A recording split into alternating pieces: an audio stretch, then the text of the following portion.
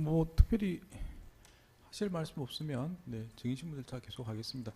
말씀드린 것처럼 뭐 오후 재판을 제가 늦게까지 할 수가 없어서 5시 50분에 마칠 예정인데 그거 좀 고려해서 진행해 주십사 말씀을 드리고, 말씀드린 것처럼 사건이 중요하고 지금 출석하게 계신 증인이 우리 사건의 중요한 지위에 계시기 때문에 사실은 뭐 제가 뭐 시간을 제한하기가 좀 애매한 상황입니다. 사실 제일 좋은 거는 이제 시간을 정해놓고 그 안에서만 하라고 하시는 게 제일 좋겠지만은 사건의 중요성이나 증인의 중요도에 비춰봤을 때는 그게 좀 부적절해서 제가 그렇게 못 하고 있습니다. 그걸 좀 이해해 주시고 반대 신문 절차 진행하도록 하겠습니다. 저희가 뭐 신문상이 많긴 한데 뭐 앞에 나온 내용들이 사실 많이 있어서 중간중간 많이 생략을 하도록 하겠습니다. 예, 알겠습니다. 네, 이번 피고인 변호인 이주헌입니다. 예, 저기 증인 제가 좀 길어질 수도 있는데 천천히 여쭤볼 테니까 편하게 말씀해 주시면 되겠습니다. 예, 알겠습니다. 1항은 이렇게 바꿔서 묻겠습니다. 그러니까 증인은 지금 박근혜 정부까지 포함해서 거의 한 6년 정도 인사검증 업무를 수행하신 거죠. 6년 조금 넘습니다. 2항 3항 생략하겠습니다. 사항은 이것만 여쭤보겠습니다.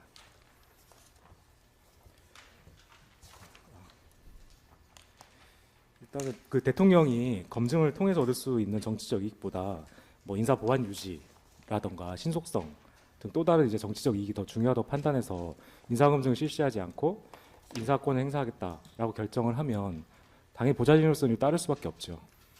예, 뭐 그런 그 판단에 따라서 그 실무를 수행하는 행정관이라고 생각합니다.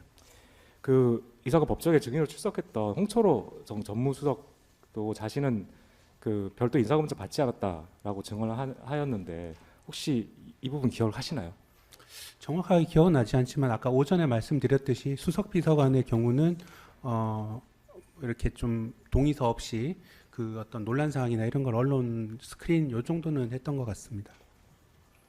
그러니까 이분도 아마 그 동의서를 받지 않았던 걸로 기억을 하시나요? 예, 본인이 쓰지 않았다면 저희도 뭐 받지 않았던 건데 제가 사실 정확히 기억이 나지는 않습니다. 네, 어쨌든 홍철호 정무수석에 대해서는 기억이 안 난다는 말씀이시죠? 예, 기억이 나지 어떻게 않습니다. 진행했는지.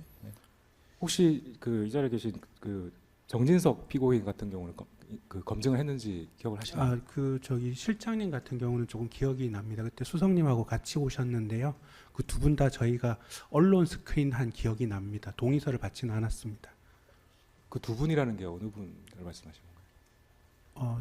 실장님하고 저희 민정수석님이십니다. 아, 예, 알겠습니다.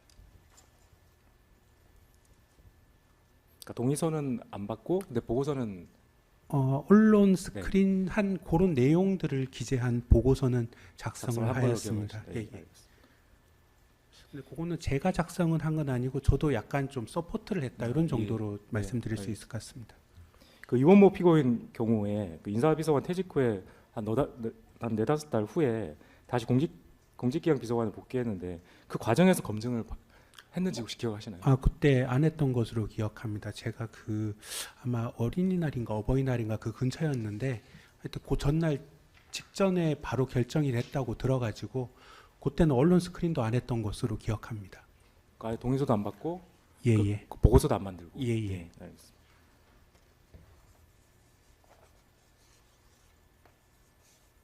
혹시 그 한동훈 그 당시 법무부 장관 지명되실 때 그때 검증을 했는지 혹시 그걸 기억하시나요? 그때는 제가 그 지원 업무를 담당한 게 아니라 그 검증하는 그 3-4명의 한 팀원 중에 한 명 역할을 담당했고 그때 검증을 했는지 여부는 몰랐는데 나중에 그 대통령 기록물 넘길 때 제가 이제 전체적으로 확인을 할 때 그 이름은 있었고 그때 그 동의서라든지 이런 어떤 검증 기초 자료들은 없었고 검증 보고서만 존재했었습니다.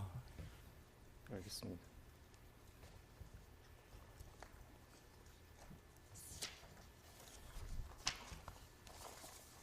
혹시 그때 그러니까 보셨던 자료가 그 검증 질문서가 하고 결국 인터넷 공개된 자료만 가지고 보고서를 작성한 걸로 이제 기억을 하신다는 거죠. 그러니까 물론 그 당시는 이제 보신 건 아니고 그 이후에 이제 보셨을 때. 그분은 자기 검증 질문서도 없었던 것 같습니다. 예. 그 남아 있는 건 검증 보고서. 보고서만. 최종적으로 저희 요 화면에 띄워주셨던 그런 형식의 검증 보고서는 있었습니다.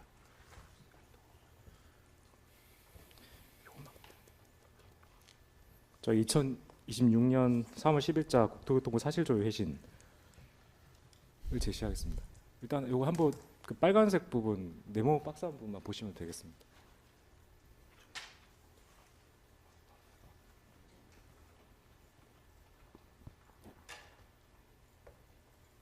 잘 보이시나요, 글씨가? 안 보이시죠?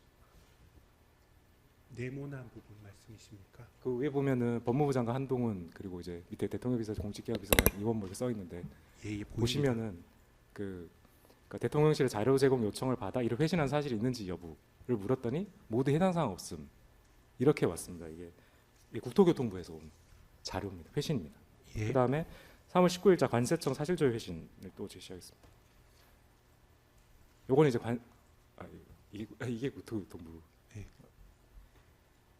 아까 보신 게 요게 이제 요게 관세청이고 관세청에서 예, 자료고, 네. 그다음에 지금 요거는 이제 국토교통부에서 예. 뭐 거의 동일한 내용인데, 그러니까 인사검증과 관련하여 자료 제공을 요청받아 회신한 사실이 없다. 네, 이렇게 왔고요. 그다음에 2026년 3월 24일자 국세청 사실조회 회신을 제시하겠습니다. 여기도 그 두 대상자들에 대해서 인사검증 관련 자료 제공을 요청받거나 이를 회신한 사실이 없음을 알려드립니다. 이렇게 왔습니다. 예, 예.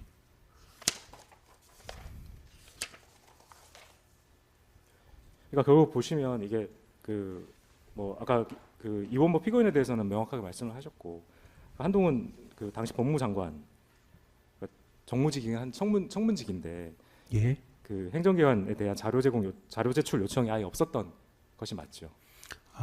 뭐 저기 나와 있는 내용은 그런데 그때 당시엔 제가 그 업무를 담당하지는 않았지만 뭐 그런 내용으로 이해는 됩니다.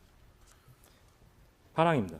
그 윤석열 정부 그 인수위 당시에도 그 인사검증 없이 지명 발표된 장관이 있었다고 하는데 혹시 증인도 기억하는 사례가 있나요?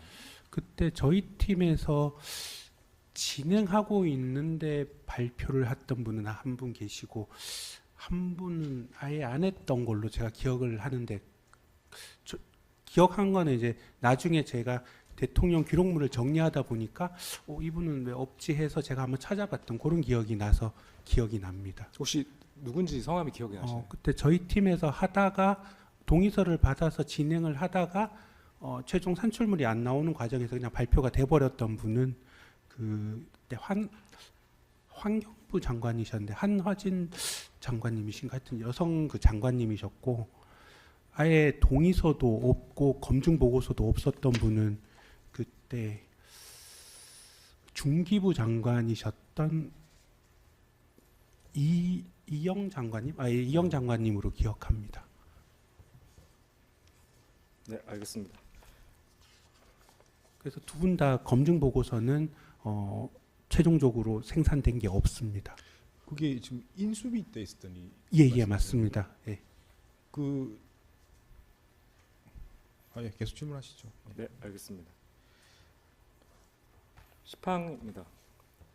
자, 증인은 이제 오랫동안 인사검증 업무를 담당을 하셨는데 그동안 그 인사검증 관련해서 뭐 검증 부실, 뭐 아니면 담당자를 뭐 경질하라 이런 정부적 책임을 논하는 것에서 나아가 뭐 형사 책임 얘기가 나오는 경우가 한 번이라도 있었나요?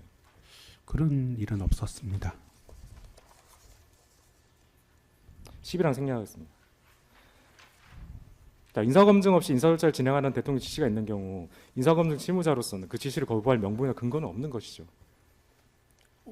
그냥 저희한테로 안 오고 발표가 되면 뭐 그거는 저희 쪽에서는 알 수가 없는 사항이고요. 이 검증의 어떤 실무 담당 부서에서는 그 검증 지시가 오는 거에 대해서 진행한다, 뭐 이런 정도 말씀드릴 수 있을 것 같습니다. 이건 증인의 그 생각을 여쭤보는 건데, 그러니까 이미 언급하신 뭐 홍초로 수석님이나 뭐 이원모, 이영 이런 분들 전부 그 뭐 일반 민간인과 비교해서 그러니까 인사검증 없이 임명하더라도 그 당시 이제 지위에 비추어 보면 상황에 비추어 보면 인사검증 없이 임명하더라도 리스크가 크지 않을 사람이었기 때문에 사실 인사검증 없이 인사 절차가 진행된 걸로 봐도 되죠. 그냥 그거는 제 개인적인 의견으로는 물론 이제 검증을 하고 진행을 하면은 담당자로서는 제일 이제 뭐 문제는 없겠지만은 뭐 인사권자의 그런 판단이 있다면 그 어떤 실무부서에서는 거기에 따른다고 그렇게 생각이 듭니다. 그 인수위에서 있었던 일이랑 대통령 비서실에서 할 때랑을 그냥 같은 선상에 놓고 봐도 되는 겁니까? 전 잘 모르겠어요. 예, 그 어떤 프로세스나 이런 건 전부 다 똑같고요. 제가 이제 그때 당시에는 이제 그 어떤 내부 지원 업무보다는 그냥 행정관으로서 실질 검증 보고서를 쓰던 이제 실무자였고, 그 대통령실 공직기강 비서관실로 오면서 제가 뭐 개인적으로 아예 안 쓴 건 아니고 한 20%는 제 개인 그 제가 담당하던 공직 후보자에 대한 그 검증 업무를 담당을 하고 있었고요. 대신에 이제 한 80% 중요도의 상당 부분을 이제 그 지원하는 업무로 바뀌었다. 이렇게 보시면 될 것 같습니다. 그 대통령 비서실에 근무하실 때 검정 중이었는데 임명이 된 경우가 있었습니까? 그런 기억은 지금 특별하게는 없습니다. 그 아까 말씀하셨듯이 수석님과 실장님 이런 분들 같은 경우는 동의서가 없었고 아마 그냥 급박하게 이제 임명이 될 그럴 상황이어가지고 저희가 그럴 어떤 동의서를 받아서 진행할 시간이 되지 않아서 말씀드려서 이제 뭐 저희는 그냥 구글링이라고 표현을 하는데요. 구글이나 언론 검색을 했다. 이런 정도의 사례는 있었습니다. 뭐 장관 정도 되는 분이 그 지금 이제 비서실장하고 예. 민정수석이라고 예, 민정수석님이셨습니다. 그렇게 이제 진행이 됐는데 청문직의 경우에도 그런 경우가 있었습니다. 청문직의 경우는 대통령 비서실이 넘어와 가지고는 제가 기억이 나진 않습니다. 그러니까 없었던 것으로 생각은 드는데 뭐 정확하지는 않을 수 있지만 그렇게 딱 진행하는 과정에서 그냥 별도의 보고서가 생산이 안 된 상태에서 임명이 되거나 이런 적은 없었던 것 같습니다. 그러니까 대통령 비서실에서 정의 근무할 때 있었던 상황을 보면 뭐 비서관이나 수석 비서관, 예. 그다음에 뭐 비서실장 이런 분들은 좀 간이하게 하신 것 같고. 예, 뭐 네. 사실 그 프로세스는 똑같긴 하지만 이제 뭐 그런 어떤 뭐 민정수석실이 생긴다 이런 부분도 사실 저희 행정관 입장에서는 뭐 이게 프로세스를 그렇게 막 썩 다 알고 있는 상황은 아니었는데 그렇게 결론이 나서 이제 언제 발족을 해서 임명을 한다 하면은 이제 그런 시간과 어떤 검증의 어떤 그 소요되는 시간 같은 걸 고려해 가지고 이제 비서관님께 뭐 어떻게 하면 좋겠다라는 이제 상의를 드리는 거죠.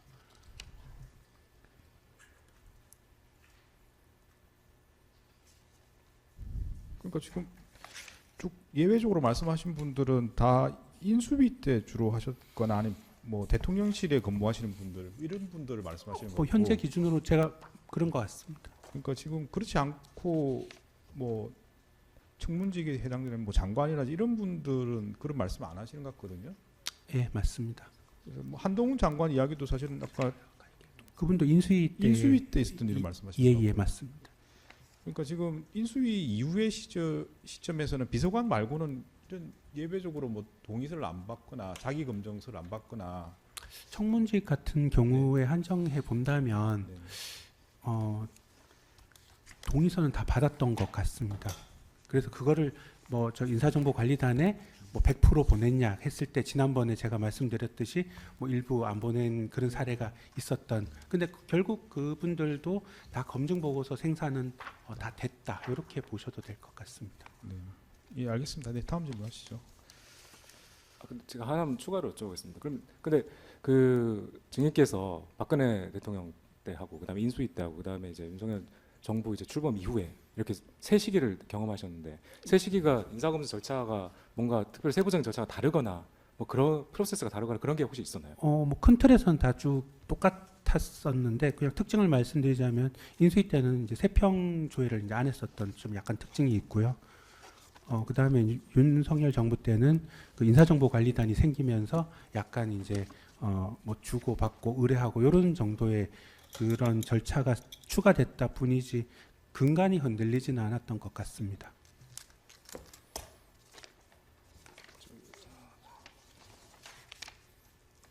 국가공무법 19조의 3 규정만 일단 제시를 하겠습니다. 요 이제 규정을 많이 보셨는데요. 이 국가공무법 19조의 3 인사혁신처장이 정보를 수집하여 관리할 수 있다.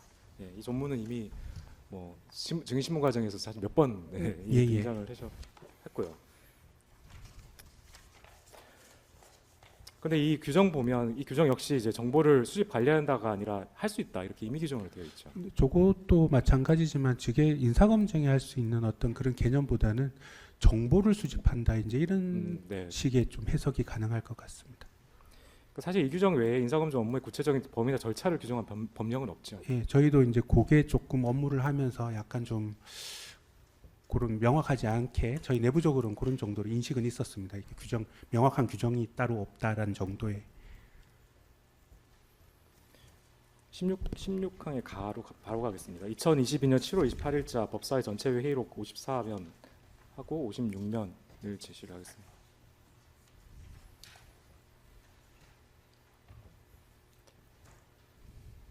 이게 2022년 7월 28일 그 법사위 회의록입니다. 회의록 보시면 여기에 그 국회의원이 이제 인사검증한 절차와 방법은 있어요? 내규라고 이렇게 물어봤고요.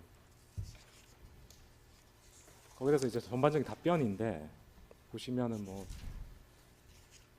과거 해왔던 전례에 맞춰서 그렇게 운영하고 있고요. 이런 문제는 내규화할 만한 성격의 문제가 아닙니다. 과거 민정수석실에서도 내규화로 하지 않았던 것이고요. 이렇게 이제 뭐 진술을 하셨는데 이거는 이제 증인의 오랜 인사검증 경험에 비추어도 보더라도 맞는 이야기죠.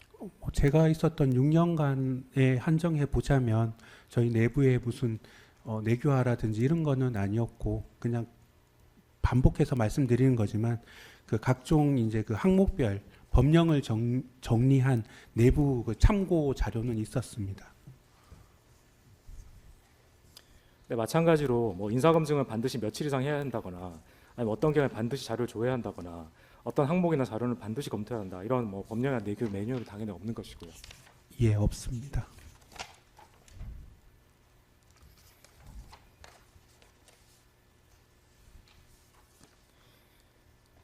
생략하고 20항 중에 라만 물어보겠습니다. 자, 아까 국회 인사청문회랑 비교하는 뭐 질문이 사실 앞서도 있었는데요. 그럼 인사청문회에서 핵심 자료가 의도적으로 누락된 채로 검증이 진행되었다고 해서 뭐 직권남용 등으로 처벌한다는 주장을 들어본 적 있나요? 뭐 그쪽 부분은 제가 정확히는 잘 모르지만 뭐 들어본 적은 없습니다.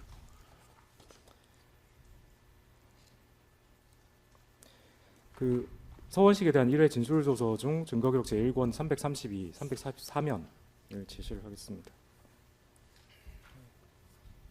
이것도 사실 이미 앞서 뭐 주신문 때부터 많이 보신 내용인데 이게 특검에서 진술하신 내용입니다. 그러니까 뭐 그러니까 인사검증 업무 방식이 뭐냐 뭐 이런 질문에 대해서 이렇게 전반적으로 진술을 하셨고요. 예, 맞습니다.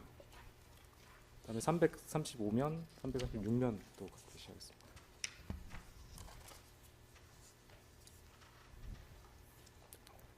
쭉 뭐 이거 이미 사실 다 예, 그건 네. 계속 반복되는 네, 내용이고 계속 보신 거기에 뭐 내용이어가지고 제가 뭐 지금 현재 네. 틀린 내용은 없는 것 같습니다.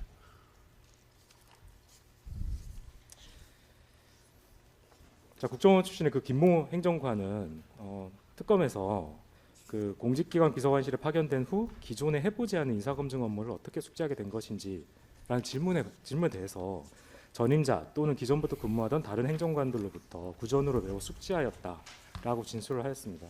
근데 이제 이 김모 행정관이 여기서 얘기한 구전으로 배웠다라는 것이 이게 증인이 앞서 이제 특검에서 말한 통상 인사검증 절차라는 것이 맞지요.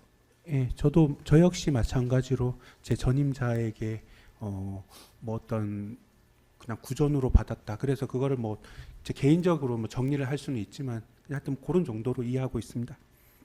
그러니까 정부가 바뀔 때도 그 바뀌어서 이제 최초 인사검증팀이 구성될 때에도 뭐 이전 정부에서 인사검증 해본 경험이 있는 사람들이 선발되어서 이들이 이제 자신의 과거 경험을 바탕으로 다른 이제 새로운 이제 팀 합류자들한테 인사검증 업무 방식을 가르쳐 주었을 것으로 보이는데 그게 맞나요? 예, 그렇게 기존에 경험을 해봤던 사람이 처음에 이제 인수위라든지 이런 게 구성이 되면 이제 내부적으로 이제 강의라 그래야 되나 하여튼 그렇게 교육 같은 걸 하면서 이제 알려줍니다. 라마는 생략하겠습니다. 그러면 이런 이제 말씀하신 그런 검증 형태 절차가 자리 잡는 과정에서 이런 어떤 절차나 방식 등과 관련해서 위에 상부에 보고해서 뭐 컨펌을 받거나 뭐 또 결제 절차를 거치거나 그런 일은 당연히 없었죠. 예, 뭐 비서관님께는 검증 보고서 최종적으로 각자가 완성한 그 보고용 검증 보고서 이런 부분을 보고를 하는 것이지 뭐 어떤 프로세스가 어떻게 된다, 뭐 어떤 식으로 한다 이런 식으로까지 보고를 드리지는 않습니다.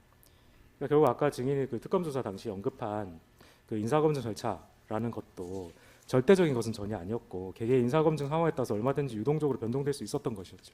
그건 이제 제가 제 나름대로 이렇게 프로세스라고 알고 있는 그런 부분입니다.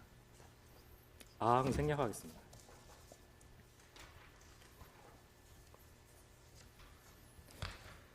자, 증인은 보면 그 특검에서 비정기 인사검증과 관련해서 그 뭐 보안 문제로 증인이 직접 인사비서관실로부터 대상자의 이름과 연락처를 받았다라고 진술을 하신 바가 있습니다. 예, 맞습니다. 그때 이제 그 이원모가 공직기강 피고 이원모가 공직기강 비서관이던 당시에 인사비서관은 최지현이었죠. 예, 예. 최지현 작성 진술서 중 증거기록 제6권에 3444, 3448, 3449면을 잇따라 제시를 하겠습니다.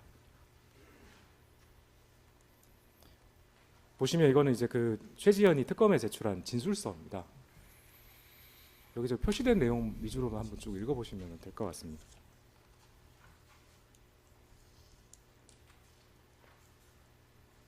예, 읽어보았습니다. 결국 그 내용을 보면 다음 예, 읽어보았습니다.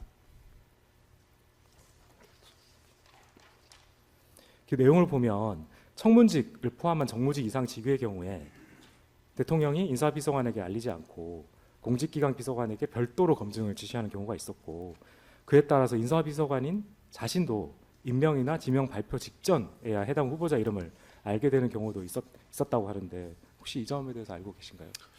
저는 그 인사비서관실 선임행정관으로부터 이제 내부 메신저나 이제 그 문자 메시지로 연락을 받았었고요. 그 물론 뭐 비서관님한테 어떤 사람을 받았는지 안 받았는지까지 지금 정확히 기억은 못하지만 뭐 비서관님께 받은 경우는 사실 그렇게 많았다는 기억은 저는 없습니다. 근데 아예 없진 않았으나 그냥 비율로 보면 압도적으로 인사비서관실에서 받은 비율이 많았기는 했습니다. 최지현 진술서 중 증거기록 제6권 3449면을 제시하겠습니다.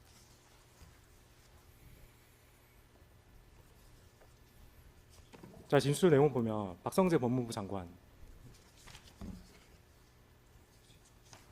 표시를 이 부분 제가 표시가 안 되는데 아래 부분 답만 일단 보셔도 되겠습니다.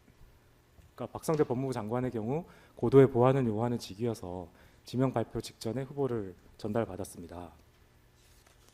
그래서 인선 착수나 검증 착수 시점을 알 기회가 없었습니다.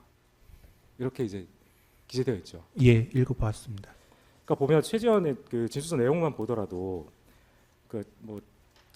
청문직을 포함한 정무직 인사의 경우에 다양한 절차로 진행이 되었고, 그러니까 공직기강 비서관실에서는 인사비서관실 외에 다른 루트로 지시를 받아서 인사비서관실도 모르게 인사검증을 진행한 사례도 다수 있었던 것으로 보이는데 어떤가요? 지금 아까 그 법무부 장관님 같은 경우는 제가 전화 연락을 드린 기억은 나긴 합니다. 근데 그거를 제가 비서관께 받았는지 인사비서관실에서 받았는지 여부는 사실 정확히 기억이 나지 않습니다. 증인이 인사검증 업무를 담당하는 동안 신속한 검증 지시, 그리고 또 뭐 인사보안을 특별히 강조한 검증 지시 이런 게 자주 있었죠. 뭐 사실 늘상 아까도 말씀드렸지만 늘상 있었던 일입니다. 이거는 그냥 증인께 바로 여쭤보겠습니다. 박근혜 전 대통령의 경우 인사보안을 매우 중요시 여겼던 것으로 유명한데 증인도 이를 알고 있나요?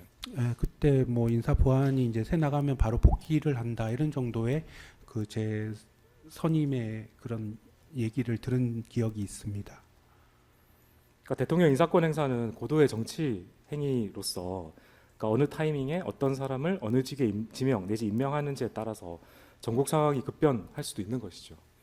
뭐 제가 맡은 이제 인사 검증의 어떤 입장에서는 그런 어떤 지시가 왔을 때 그런 어떤 어느 정도의 신속성을 요할지에 대한 그런 지시도 통상 같이 오기 때문에 거기에 맞게끔 최선을 다해 왔다 이렇게 말씀드릴 수 있겠습니다. 나다는 생략하겠습니다. 라도 그냥 바로 증인이 기억하실 수도 있어서 바로 여쭤보겠습니다. 윤석열 정부 인수위 시절 내각당 인선과 관련해서 뭐 소위 말해서 소호남, 뭐 경륜남, 뭐 이런 말 그리고 뭐 내각에 여성이 부족하다라는 비판이 있었는데 증인도 이렇게 기억하시나요? 여성이 부족하다는 그런 비판이 있었던 것은 제가 기사에서 본 적이 있습니다. 소호남 이런 비판은 혹시 그때 아무래도 그때 대통령께서 출신이 이제 그쪽 검찰 쪽이니까 이제 법조인이 좀 많았다 뭐 이런 정도의 얘기였던 것 같습니다. 요거는 기사를 한번 읽어드리겠습니다. 2020년 4월 10일자에 윤석열 정부 소호남에서 경륜남으로 가나라는 기사에 보면 그러니까 소호남은 서울대 50대 남성, 경륜남은 경상도 60대 남성. 그래서 결국 뭐 아재 꼰대 내각이라는 비판 이렇게 나오고 있었고요.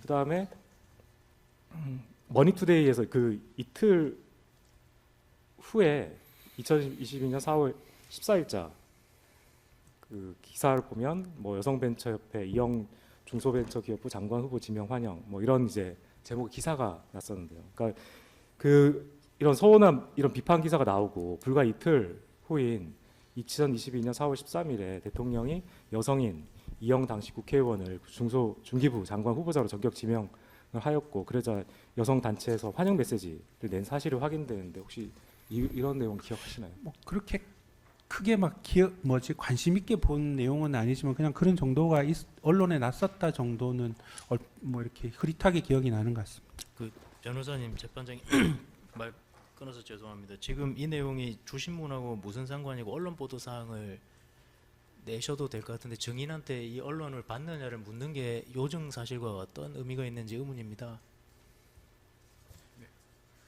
저희가 그만큼 신속성이 중요하다는데요. 이거 뭐 이해하실 줄 알았습니다. 그래서 이거 일단 뭐 여러 번 말씀드리겠지만 저희 이 사건에서는 특검이랑 변호인께 동일한 기준으로 진행한다고 말씀을 드렸습니다. 그래서 뭐 일을 하시게 되면 거의 맞춰서 진행을 하시는 게 맞을 것 같고요.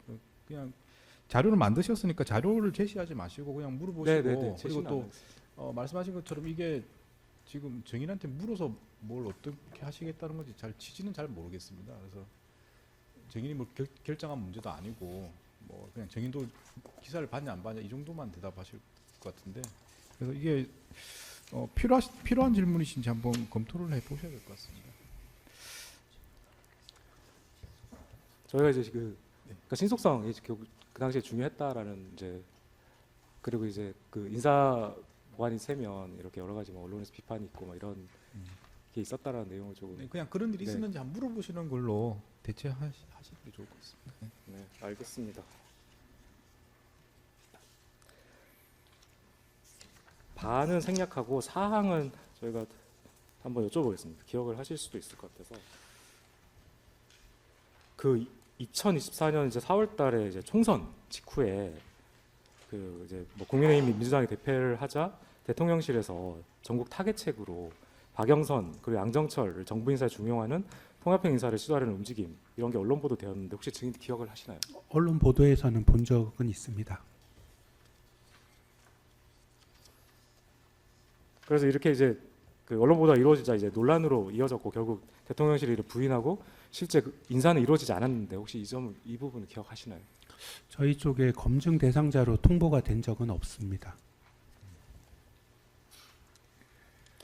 자차는 다 생략하겠습니다. 인사검증 절차가 늘어날수록 그리고 더 많은 외부 기관을 개입시킬수록 그 과정에서 이제 수많은 실무자가 개입하게 되어서 인사 보안이 유출될 위험이 높아지는 것은 당연하죠. 저희가 팩스로 기관에 조회하면은 내부에 다 보고를 하는 걸로 알고 있습니다. 그러니까 뭐 이제 검증 대상자로부터 동의서를 받아서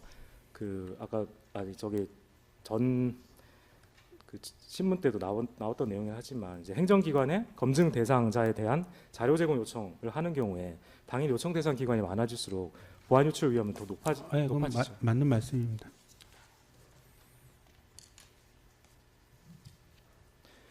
그리고 이제 그 법무부 1차 검증을 내린 후에 대통령실에서 마무리하는 방식으로 검증을 진행하는 것이 그러니까 이런 검증 요청을 하지 않고 공직기관 비서관실에서 직접 자체 검증하는 경우보다 당연히 인사보안 유출 위험이 더 높죠. 그거는 뭐 어쩔 수 없이 그렇게 되는 것 같습니다. 그러니까 국정원 신원조사나 경찰 세평조회도 마찬가지고요. 통상 경찰청 세평조회를 보내면은 경찰청에서는 그 이력 기관마다 다 이제 세평을 조회를 해오기 때문에 당연히 이제 굉장히 이제 높은 확률로 거기에서 많이 좀 기사화가 됩니다. 이력 기간은 뭘 말씀하시는 그러니까 뭐 제가 이제 1년 동안 어디 근무했고 어디 근무했고 어디 10년 동안 10군데에서 근무를 했으면은 한 사람이 10군데 걸 파악을 하는 게 아니라 10군데 기관을 담당하는 정보관들한테 다 조사를 맡깁니다. 그러면은 10개를 받아 가지고 그거를 이제 뭐 어디지 정보국인가 거기서 이제 그거를 최종 보고서를 생산을 하기 때문에 그걸 받은 사람은 이제 10군데 조회를 하게 된다 뭐 그런 뜻입니다. 네.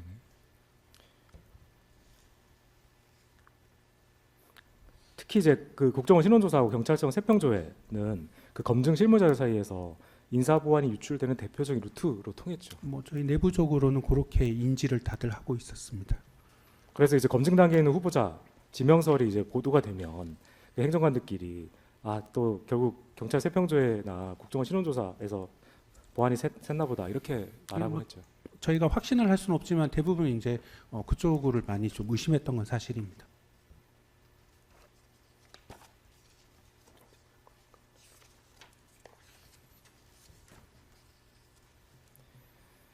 특검 작성의 그 김모 행정관에 대한 1회 진술 조서 중 증거기록 제1건 509면 제시하겠습니다. 그 국정원 김모 행정관은 특검 조사 당시에 경찰청 세평조회하고 국정원 신원조사에 대해서 주관적인 내용이 포함되어 있어 평소에도 단순 참고 수준으로만 활용하고 있습니다라고 진술을 한 바가 있습니다. 증인도 이게 동의? 네, 전적으로 동의합니다.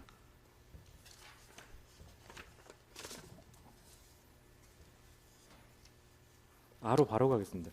그 실제 국정원의 신원조사 해보하고 경찰 세평조회 결과를 받아보면 뭐 대체로 이렇게 뭔가 검증 결과를 바꿀 만한 내용은 아니었던 경우가 대부분이었죠. 한 2년 3년 동안 정말 굉장히 좀 효과가 있었다라고 생각하는 거는 한 10건이 채 안 되는 것 같습니다. 그냥 대부분 그냥 일반론적인 내용이고 그래서 저희가 저기에 또 의존하지 않고 개별적으로 저게 있어도 행정관들이 각자 언론 모니터링을 반드시 하라고 제가 나눠주면서 항상 얘기를 했었습니다. 뿐만 아니라 이제 그 국정원 신원조사 결과하고 경찰청 세평조회 결과하고 이게 서로 그냥 동의를 하거나 아니면 정반대로 뭐 예를 들어서 뭐 한쪽에서는 조직 장악력이 좋다 이런 내용이 있고 반대쪽에서는 직원들이 힘들한다 이런 이제 그렇게 내용이 나오는 것처럼 서로 상반되는 내용이 오기도 해서 뭔가 이제 검증 결과를 판단하는 주된 근거로 삼을 만큼 신빙성을 인정하기도 어려웠죠. 그냥 단순 참고 자료로 확인했다 그렇게 보시면 될 것 같습니다. 차 생략하겠습니다.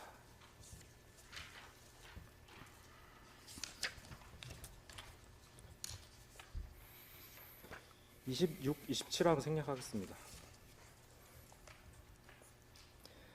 자, 이건 뭐 이미 진술 나오긴 했는데 평시에는 검증 한 건을 한 명의 행정관이 담당하지만 긴급한 필요가 있는 경우에는 여러 명의 행정관이 한 건을 함께 수행하기도 했죠. 예, 그건 뭐 중요도나 뭐 긴급성, 필요성에 따라서 그렇게 한 경우도 있습니다. 그러니까 이렇게 여러 명의 행정관이 동시에 한 건 검증 업무를 수행을 하고 이제 또 관련 절차가 있으면 그 관련 절차 독촉하고 이런 방식으로 하면 사실 검증 소요 기간은 뭐 얼마든지 단축하는 것이 가능하죠. 예, 그거는 뭐 검증 마무리 그 기간이라든지 그런 걸 감안해가지고 그렇게 뭐 운영을 할 수 있다고 생각합니다. 그리고 또 검증을 하다 보면 검증 항목 중에 기존에 갖고 있던 자료를 충분히 확인이 가능해서 추가 자료가 불필요한 부분도 다수 있었죠. 그거는 이제 그 기존 검증의 어떤 수준 그리고 또 현재 검증과의 시간적 차이도 중요한 요소고요. 그리고 또 뭐 어디 옛날로부터 바뀔 가능성이 없는 것들 그런 부분들은 뭐 좀 간소하게 할 수도 있을 것 같습니다. 그 대표적으로 이미 한 차례 검증을 받았던 재검증 대상자의 경우에 기존 검증 자료로 그 새로운 검증의 대부분을 커버를 할 수가 있었죠. 통상 이제 검증을 해서 이제 공직에 임명이 되면 공직에 임명이 된 이후의 변동 사항은 사실은 그때 공직 임명 기간 동안에 어떤 업무 장악력이 어떻냐 이제 이런 부분에 좀 이제 뭐라 그러지 검토가 있으면 되고 기존에 있어왔던 뭐 개인 신상이라든지 이런 부분에 대한 건 사실은 시간이 좀 단축되는 건 사실입니다. 그러니까 실제 재검증의 경우에 그러니까 기존 검증 이후 이건 사실 뭐 사람마다 이제 기간이 좀 다를 수가 있는데 뭐 한 1년 정도가 도과하지 않았으면 아예 추가 검증을 하지 않기로 하는 내부 기준이 있기도 하요. 통상 한 6개월 정도였으면 이제 그냥 기존 검증 보고서를 활용한 사례도 있습니다. 그러니까 활용했다는 게 무슨 말씀이세요? 아, 그러니까 지금 질문하시는 취지는 예. 추가 검증을 하지 않지 않느냐 이렇게 물어보는 거예요. 그 얘기는 이제 저희가 검증 보고서가 이제 한 번 할 때마다 한 번씩 생산을 해가지고 저희가 이제 내부에 보관을 하고 있는데 이분이 이제 뭐 4개월, 5개월, 6개월 정도 되면 사실은 기존 보고서를 꺼내 가지고 그냥 그걸로 활용을 했다 이제 그 말씀입니다. 그러니까 이제 거기 있는 내용을 새로운 보고서에 그냥 옮긴다는 뜻입니까? 아니면 기존 보고서를 그냥 검증 보고서라고 해서 다시 제출한다? 둘 다입니다. 그러니까 새로 번호를 생산을 하는 경우도 있고 그냥 따로 생산을 하지 않고 기존에 그냥 이 번호로 그냥 요걸로 활용을 하고 저희 대장에는 새로 접수된 어떤 그런 걸로는 처리를 하지 않고 그런 경우를 말씀드립니다. 그러면 사실상은 안 한다는 뜻으로 말씀하시는데 예. 그렇게 어떤 경우에 그렇습니까? 그거는 이제 제가 아마 지난번에 나왔을 때 처음 말씀드렸듯이 뭐 부처 저희 수석 비서관으로 있다가 뭐 부처 차관으로 간다든지 비서관으로 있다가 부처 차관으로 간다든지 이럴 때에는 검증 수준이 사실상 동일합니다. 그래서 저희가 그 경과 기준을 보면서 어떻게 할지에 대한 이제 판단을 하게 됩니다. 근데 그 시간적 간격이 있지 않습니까? 예, 그 시간적 간격이 막 무자르듯이 뭐 몇 개월이면 하고 몇 개월이면 안 하고 이런 개념보다는 그냥 통상적으로 저희가 한 6개월 정도였으면은 이제 안에 왔었고요. 6개월이 넘었으면 그래도 이제 그 또 똑같은 절차인데 전과하고 국세청은 한번 보내보자 이런 정도로 판단을 했습니다. 근데 뭐 한 달이든 두 달이든 시간적 간격이 있으면 그 안에 무슨 일이 있을 수도 있는데. 그 엄밀하게 따지자면 그 말씀은 맞습니다. 근데 이제 저희가 이 해오던 이 검증이 이제 예를 들어서 뭐 10건, 20건 이런 정도면 사실은 뭐 그렇게 해도 전혀 무방한데요. 이게 저희가 그 누적되는 건수가 너무 많다 보니 이제 그런 정도의 내부적인 어떤 그냥 이렇게 이런 정도로는 이제 이렇게 마무리하자 이런 정도의 얘기는 있었던 것 근데 같습니다. 말씀하신 쭉 들어보면 사실은 이제 그 사이에 시간적 간격을 사실은 뭐 확인하지 않아도 문제가 안 되는 경우가 있을 수도 있을 것 같아요. 근데 뭐 거의 사실상 같이 근무하시는 분들이라든지 아까 비서관에서 차관으로 하셨으면 같이 근무하는 분이 뭐 형사 사건이 있으면 당연히 그걸 모를 수가 없을 것 같긴 해요. 그런 경우는 뭐 그런 일이 있으면 당연히 그 같이 근무하시는 분 내용을 다 파악할 수 있는 경우가 거의 대부분이기 때문에 안 하실 수도 있긴 한데. 예. 근데 뭐 같은 수준의 검증이라 하더라도 뭐 지금 비서실과 전혀 관계없는 어떤 부처에서 부처로 옮긴다든지 이럴 때는 그게 뭐 예컨대 6개월이라고 아까 말씀하셨는데 6개월 동안 무슨 일이 벌어졌는지는 사실은 전혀 알 수 없을 수도 있을 것 같거든요. 예, 그래서 보통은 이제 저희가 시간이 이제 좀 없거나 이제 이럴 경우에는 이제 전과 조회는 이제 가급적 이제 하려고 노력은 했었던 것 같은데 이게 지금 막 어떤 건 했고 어떤 건 안 했냐 이제 이런 부분까지는 제가 정확히 뭐 이렇게 지금 기억이 나고 그러지는 않습니다. 제가 이제 질문한 취지는 이렇게 이제 아예 안 하다시피 한 경우는 사실상 그 시간적 간격을 어떤 특수한 사정 때문에 확인할 필요가 없는 아까 이제 뭐 대통령실에 근무하시는 분이 딴 데로 간다든지 이럴 때는 사실은 뭐 안 할 수도 있을 것 같긴 해요. 상황에 따라서는 그런 경우 특수한 경우지 다른 부처에서 이렇게 옮겨서는 그런 재검증의 경우에도 아예 다 전혀 하지 않는 사례가 있었는지 어떻습니까? 이제 제 기억에는 뭐 저기 청문직은 아니고 비청문직이나 이런 경우에는 뭐 그런 사례가 전혀 없진 않았던 것 같습니다. 네, 알겠습니다. 경험을 물어본 거니까요. 예, 예. 예, 다음 질문하시죠. 그러니까 대체로 그러니까 말씀하신 내용이 그러니까 공직 그 지난번 검증 이후에 계속 공직에 계셨던 분들은 특히 더 이제 예, 그런 가능성이 그렇습니다. 높은 거죠. 예, 훨씬. 예. 그러니까 지난번 검증을 하고 뭐 안 돼가지고 공직에 있지 않은 사람이 다시 이제 공직으로 재도전한다든지 뭐 이럴 때에는 당연히 이제 아까 재판장님 말씀처럼 이제 하는 게 맞는 것 같고요. 예. 그런데 저희가 지금 안 했다고 하는 거는 이제 검증을 통해서 현재 공직에 있는 분이 이제 다른 직위로 갈 때에 주로 있었던 일이다. 이렇게 이해해 주시면 될 것 같습니다. 네, 다음 질문하시죠. 저 뒤에 나오는 내용이 한데 지금 여기서 한번 여쭤보겠습니다. 그 증인이 혹시 공직기강 비서관실에 근무하시는 동안 총 몇 건 정도 인사검증을 그 했는지 혹시 대충 뭐 짐작이 예, 가시나요? 제가 그 대통령 기록관으로 이관할 때 그 업무를 이제 나오면서 이제 담당을 하고 마지막 이관을 하고 이제 나왔는데 그때가 25년 5월달에 저희가 10,000번이 좀 넘었습니다. 그러니까 3년간이죠. 3년간 이제 만 분 정도 한 거고 이게 나누기를 하면은 한 1년에 그 근무일수 기준으로 한 4,000건 왔다 갔다 되는 것 같습니다. 3,500에서 4,000건 정도. 그러니까 특히 이제 개업 이후에는 또 인사검증 업무가 좀 많이 줄었었죠 또. 예, 그 12월 이후부터 5월까지는 뭐 100여 개도 안 되니까 실질적으로는 한 2년 반 동안 만여 개가 좀 이루어졌다 이렇게 보시면 될 것 같습니다. 그러니까 결국 그냥 뭐 제가 그냥 단순 계산하면 그러니까 워킹데이 기준으로 보면 뭐 얼마가 될까요? 그러니까 하루에 평균적으로 검증하는 건수가 한 10건, 20건 요 사이 정도 될 것 같은데 그렇게 보면 되나요? 10건은 확실히 넘었던 것 같고요. 뭐 이게 평균적으로는 제가 정확히 기억은 안 나지만 그냥 쉼 없이 돌아갔던 것 같습니다. 그러니까 이게 사실 물리적으로 모든 인사검증 업무를 이렇게 그 똑같이 풀로 다 일일이 다 확인하면서 하는 건 사실 물리적으로 불가능하죠. 그게 그리고 또 실효성도 좀 사실은 좀 생각을 해볼 필요가 있을 것 같습니다. 너무 이제 할 때마다 이제 계속 지원하는 사람도 있거든요. 그러니까 그런 분들을 그때마다 다 한다는 거는 좀 행정적으로는 좀 이렇게 좀 그걸 감안해가지고 실효성 있게만 하면 되지 않을까 이런 생각을 합니다.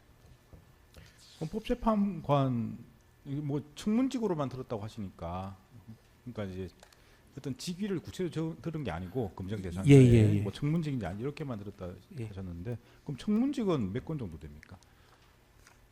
대략적인 숫자만 말씀하시면.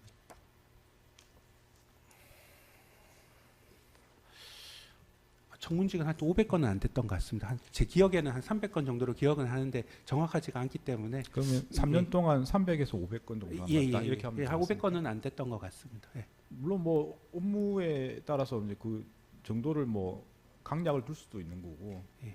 말씀하시는 거는 전반적인 이야기를 하시는 거고 예, 전반적인 예. 이야기 맞습니다. 당연히 청문직 같은 경우는 당연히 뭐 청문회를 염두에 두기 때문에 문제가 안 될 상황이 되도록 더 강도 높게 검증을 할 수밖에 없는 거 예, 아닙니까? 맞습니다. 예, 다음 질문하시죠. 여기서 요거를 한번 여쭤보겠습니다.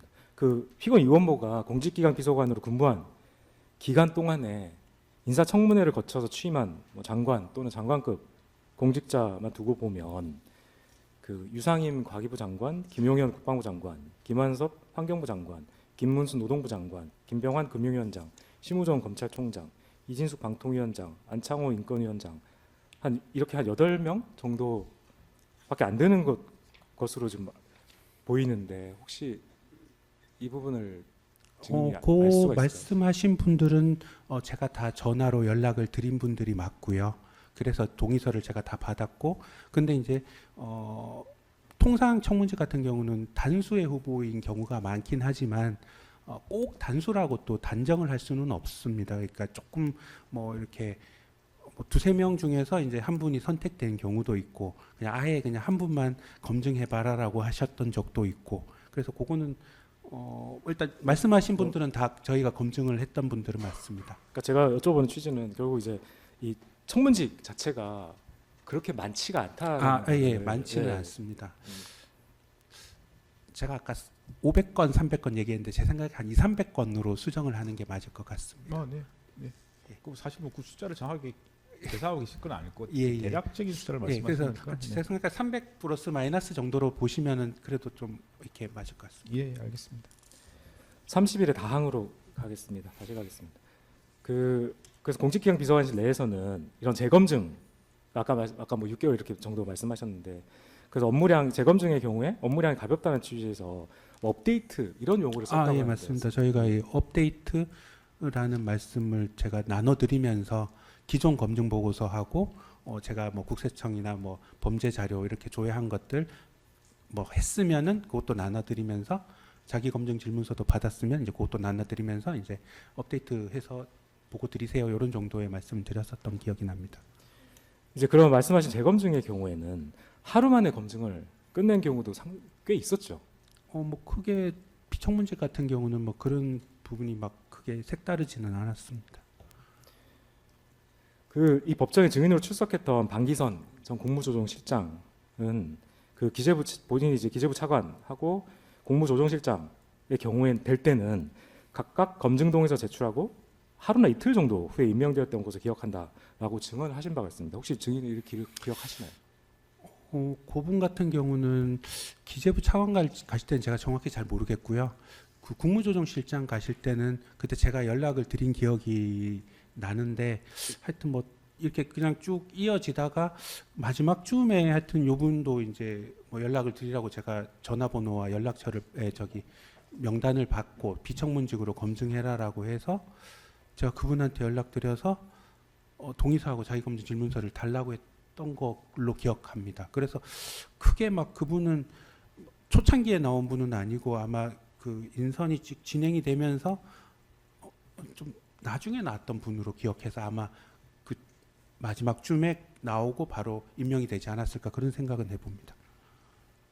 그래서 이제 하루 이틀 정도. 네, 그렇죠. 그러니까 임명이 크게 예. 오래 걸렸던 건 아닌 것 같습니다. 그러니까 저희 검증도 금방 끝났고 그분도 금방 임명이 됐었던 걸로 지금 기억이 납니다. 그러니까 결국 그분이 국무조정실장 되실 때는 결국 이제 기재부 차관 검증을 전에 받은 이력이 있기 때문에 결국 아까 말씀하신 재검증에 해당돼서 굉장히 신속하게 검증을 마무리할 예, 수 그 있었던 국무조정실장은 이제 청문회를 거치지 않는 직이기 때문에 검증 수준은 기재부 차관과 동일합니다.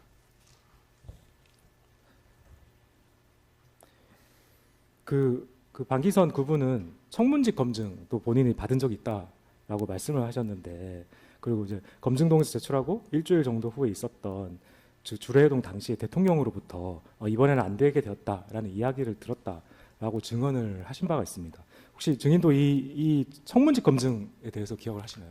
그 부분 뭐 주례회동 부분은 제가 알 수가 없는 부분이고요.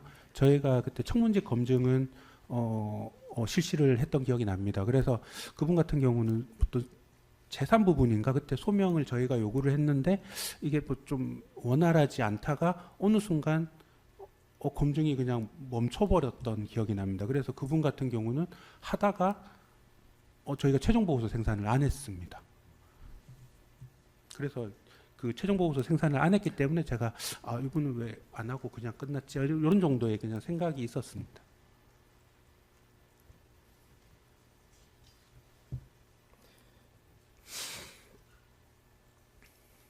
그러니까 그분도 이제 그러니까 그 지명 그러니까 인사 검증을 그러니까 마무리를 아예 못 하셨다는 말씀이신 거죠, 결국. 예, 그래서 그분이 이제 마무리가 안 되고 아마 뭐 그때 다른 분이 이제 최종적으로 임명이 된 걸로 제 기억을 합니다. 죄송합니다. 그 사항만 다시 좀 물어보겠습니다. 그 방기선 그분에 대해서 국무조정실장 검증을 할 당시에 그때 이제 하루 이틀 만에 검증을 마무리했다라고 이제 말씀을 하신 걸 보면, 그러니까 이제 그 법무부 내리지 않고 자체 검증을 했고, 그리고 경찰청 세평조회나 국정원 신원조사도 실시하지 않았을 것 같은데 어떤가요?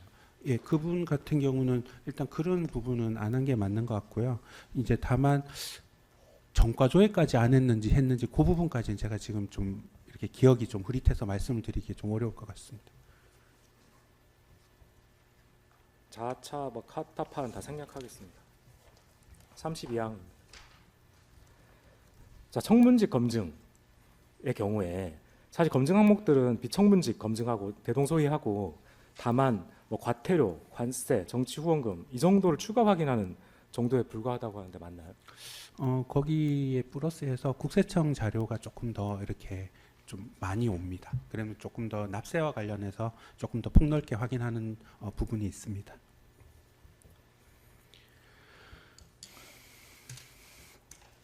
그러니까 나아가 그 비청문직 인사검증은 인사청문회를 거치지 않다 보니까 공개될 재산 관계에서 문제될 만한 것은 없나? 그런 정도 수준에서만 살펴보게 되고 그에 따라 검증 결과를 도출하는 기준이 청문직보다 좀 덜 엄격하다는 정도죠. 뭐 그런 부분은 맞습니다. 그래서 검증 실무자들이 느끼기에 청문직하고 비청문직의 실질적인 차이가 없는 것으로 취급했던 거 아닌가요? 뭐 그 정도는 아니고요. 약간 이제 청문직이 아무래도 이제 공개되는 거고 청문회를 거치다 보니까 담당자 입장에서는 조금 좀 뭐 중요한 검증이다 이런 정도의 인식은 당연히 하고 있습니다.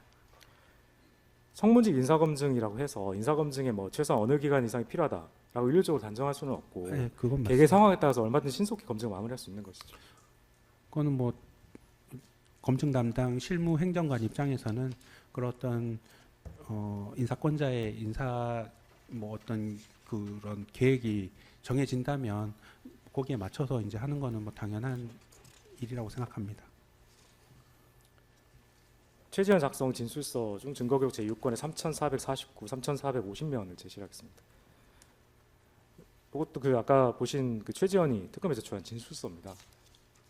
한번 읽어보시면 뭐 청문직에 해당하는 공직자 후보자 임명 관련 의무를 수행한 사례가 있었나요? 뭐 있었다면 소요 기간 및 구체적 절차에 대해 상세히 진술해 주세요. 뭐 이런 질문이 있었고요. 그래서 밑에 쭉 보시면 뭐 김문수 고용노동부 장관의 경우 인재풀을 여러 번 보고했으나 대통령께서 단독 후보로 정한 후에 검증을 거쳐 지명 발표까지 상당히 짧은 기간에 마무리된 기억은 있습니다. 뭐 후보가 당시 뭐 위원장직에 재직 중인 공직자여서 검증이 짧았던 것 같습니다. 통상 공직에 이미 재직 중인 경우에는 검증을 거쳐서 들어왔기 때문에 재직 기간 중 별다른 고설이 없는 이상 검증 기간 짧기 마련입니다. 김완석 환경부 장관도 유사했는데 얼마 전까지 차관으로 재직하던 분이라 후보로 정해진 후 검증 기간이 짧아 빠르게 진행된 것으로 알고 있습니다. 이렇게 예, 내용이 기재가 되어 예, 있습니다. 저희 두 분 다 제가 저기 연락드려서 검증 동의서를 받은 기억은 나고요.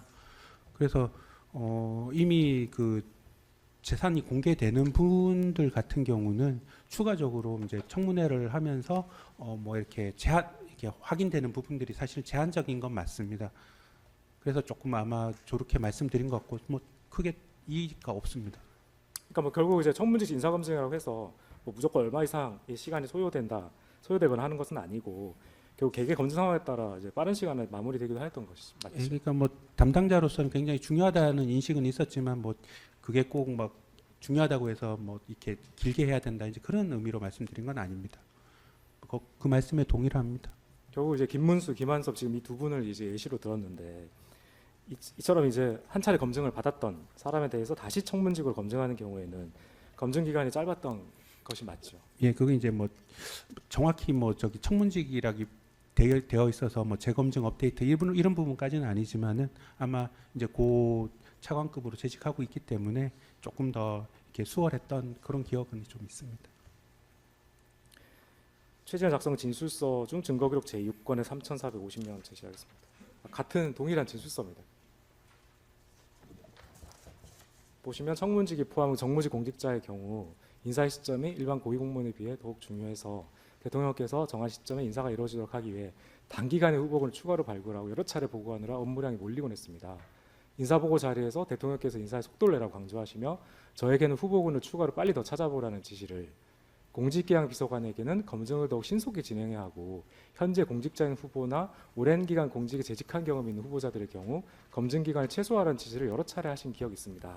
이렇게 기재되어 예, 있습니다. 그건 저도 공직기강 비서관으로부터 저런 말씀을 들은 적이 있는 것 같습니다. 현재 현재 공직자이거나 오랫동안 한 사람 같은 경우는 이게 그때 논란 사항이 없었는데 이렇게 오래 걸리냐라는 식의 좀 말씀이었던 걸로 기억합니다. 그게 앞에 질문과 관련해서 답변을 제가 녹취를 하고 있는데 좀 맞는지 예. 확인하겠습니다. 아까 질문이 김문수, 김한석과 관련해서 한 차례 검증을 받은 사람이기 때문에 좀 수월하지 않았냐 이렇게 이제 예, 말씀드렸는데 맞습니다. 아까 예. 이제 답변 내용 중에 예.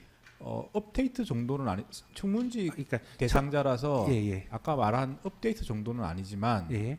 이제 수월했다 이런 식으로 예. 답변한 게 맞습니까? 예. 근데 이제 그거는 저희가 그쪽 그 인사정보관리단에 보내서 이제 왔던 내용이긴 한데 김문수 후보자는 제가 기억에 그때 재산 내역이 아마 거의 없었던 걸로 기억을 합니다. 그래서 이렇게 좀 시간이 좀 단축이 됐었던 것 같고 그 김한석 후보자 같은 경우 정확히 기억은 안 나지만 뭐 기재부 차관이어서 그때 뭐 그렇게 뭐 논란이 있을 게 없었다라는 식의 그냥 약간 기억 정도는 있습니다.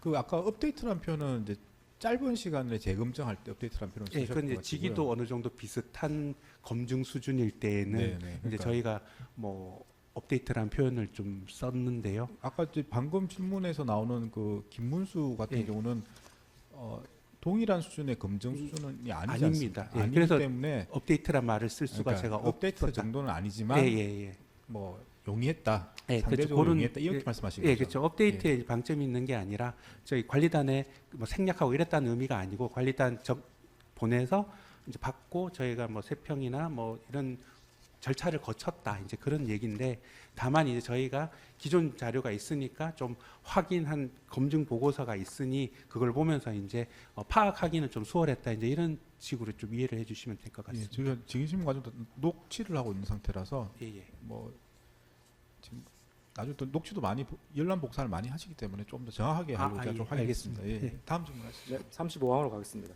최지원 작성 진술서 중 증거기록 제6권의 3452, 53면 제시하겠습니다. 또 마찬가지 동일한 진술서입니다. 보시면 통상 법무부 인사정보관리단으로부터 1차 검증 자료를 회신받는데 2-3주간 기간이 소요되고 경찰 세평조에는 5일가량 소요되며 국정원 신원조사해보서는 약 2주가량 소요된다. 뭐 이런 이런 그 질문이 있었는데 이 답변을 보시면 자, 제가 지금 위에서 말씀드린 다른 청문직위 관련 업무 경험에 의하면 말씀하신 최소 2-3주 이상 걸리는 절차보다 시간이 단축됐던 사례는 여럿 있었습니다. 특히 이미 공직에 재직 중인 후보자나 공직자로 오랜 기간 재직했던 후보자를 청문직위 후보자로 지명하는 경우는 현직 임용 당시 이미 고강도 검증을 받았고 재직 기간 동안 재산 공개 의무가 있어서 추가 검증할 사항이 미미해 검증에 짧은 시간이 소요되는 것이 오히려 일반적입니다. 라고 되어 있고요. 그래서 뭐 인사 검증이 늦어서 인사가 늦어진다는 의견을 제가 여러 번 듣고 공직기강 비서관실에 전달해 주어 공직기강 비서관실에서 빠르게 검증을 맞춰준 적도 있었습니다. 이런 제 업무 경험에 비추어 적어도 2-3주 이상 걸리는 절차가 정상적이고 그보다 검증이 짧다고 해서 비정상적인 검증을 표현할 수는 없다고 생각합니다. 대통령 임명직이 특히 청문직의 경우는 더욱 인사권자가 정하는 일정에 맞춰 인사를 진행해야 하는 사안이 종종 발생하므로 그런 경우에는 다른 검증건들보다 최우선으로 진행하며 여러 인력을 동시에 투입해서라도 신속한 검증을 진행하는 경우도 있는 것으로 알고 있습니다. 이렇게 되어 있고요. 또 검증 기간이 짧았던 점에서 정상적인 지명 과정이 아니라는 취지의 질문으로 이해되는데 이를 비정상적이라고 말씀드리기는 어렵습니다. 인사권자의 그러니까 경우에 따라서는 인사권자의 임명 시기에 대한 판단을 존중하기 위해 패스트 트랙처럼 최우선적으로 집중하여 검증할 수 있는 것입니다. 이렇게 기재되어 있죠. 예. 이 내용에 대해서는 전반적으로 다 동의를 하시는 거죠? 저희가 청문직 같은 경우는 이제 최우선적으로 하는 거는 맞습니다. 그래서 뭐 임명이라든지 이런 부분을 저희가 뭐 정확히 알지는 못하기 때문에 뭐 이렇게 단정적으로 뭐 언제까지 어떻게 뭐 이렇게 말씀드리기는 어렵지만은 일단 청문직이 들어오면 일단은 모든 거에 우선해서 제일 먼저 해야 된다라는 정도의 인식은 다들 있습니다. 아까 나온 내용이랑도 관련이 있는데 결국 이제 이렇게 최지원이 인사가 늦어진다라는 항의를 받고 공직기강 비서관실에 전달하여 검증이 빠르게 맞춰진 경우도 있었다는 것인데 증인도 이런 점을 기억을 저희 하나요? 비서관께서 저희 쪽에 검증이 늦다라는 말씀은 사실 뭐 상시적으로 하시는 말씀이었기 때문에 뭐 매번 이제 그런 말씀을 많이 하시긴 했습니다. 그럼 저도 이제 빨리 검토를 하고 비서관께 보고를 드려라 식의 이제 직원분들께 매번 얘기를 하기는 했었습니다. 결국 그 증인이 특검에서 이제 진술했던 인사검증 업무의 전반적인 어떤 절차 그리고 구분 이런 거는 결국 시간 여유를 가지고 다른 기관의 관련 절차 진행을 요청하기로 결정한 경우에 하나 예시가 되는 뭐 흐름도 이런 정도. 예, 아까 이거- 말씀드렸듯이 예. 그게 이제 업무 프로세스로 제가 이제 구전으로 받은 그런 부분을 인수인계를 받은 부분을 제 나름대로 이제 좀 근무를 하게 되면서 아 이거를 조금 이제 제가 그 특검이나 이렇게 가서 진술한 게 나름 이제 그런 프로세스를 생각하고 거기에 따라서 맞춰서 이제 말씀을 드린 그런 거라고 보시면 될 것 그러니까 같습니다. 결국 실제로는 개개 검증 상황에 따라서 증인이 말한 그 절차와 다르게 진행되는 뭐 다양한 경우의 수가 있는 것이죠. 빨리 진행이 되거나 이럴 때에는 뭐 신속하게 해달라는 식의 전달은 인사정보관리단이나 뭐 저희 행정관들께도 많이 드렸던 것 같습니다. 네, 국가공무원법 제19조의 3을 다시 보여드리겠습니다. 뭐 아까 보셨던 조문이고요. 그다음에 공직 후보자 등에 관한 정보의 수집 및 관리에 관한 규정 제10조의 2 규정. 뭐 조문은 뭐 이미 여러 차례 보셨고요. 예, 요거는 뭐 개정 전 규정 같습니다. 예, 맞습니다. 예. 그러니까 이 아까도 사실 이미 증인께서 말씀하긴 하셨는데 이 규정이 이제 결국 인사검증 권한의 어떤 근거가 되긴 하지만 이 규정은 그러니까 엄연히 인사혁신처장에게 그 공직 후보자 등에 관한 정보를 수집, 관리할 권한을 부여하고 있을 뿐 어떤 대통령이 임명한 직위에 대한 인사 검증 권한을 부여하고 있지는 않죠. 이제 저희들 그 행정관들의 얘기는 이제 저거는 그 저희가 인사처에서 관리하고 있는 인재 DB라든지 어떤 인사 자료의 관리에 의미를 하는 것이지 그걸 가지고 검증을 한다라는 거에 근거로 저희가 이해하지는 않았었습니다. 그러니까 결국 증인의 말씀대로라도 그 인사검증 권한은 대통령에게 부여된 어떤 헌법 그리고 법률상 인사 권한에서 유래하는 것이고 그러니까 위 규정들은 전부 그 다만 인사권 그 인사권 행사를 위해서 그 필요한 정보의 수집 관리 권한에 관한 것에 불과하죠. 저는 뭐 그런 식으로 인지를 하고 있습니다. 38항은 그 38항은 라만 물어보겠습니다. 그 2022년 7월 28일자 법사위의 전체 회의 회의록 56면을 제시하겠습니다.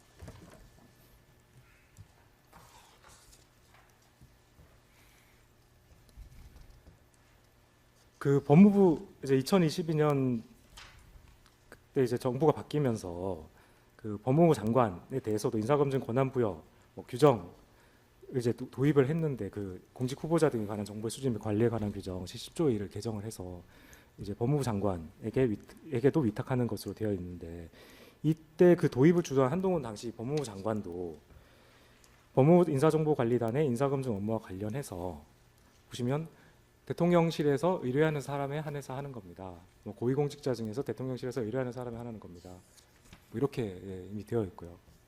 예.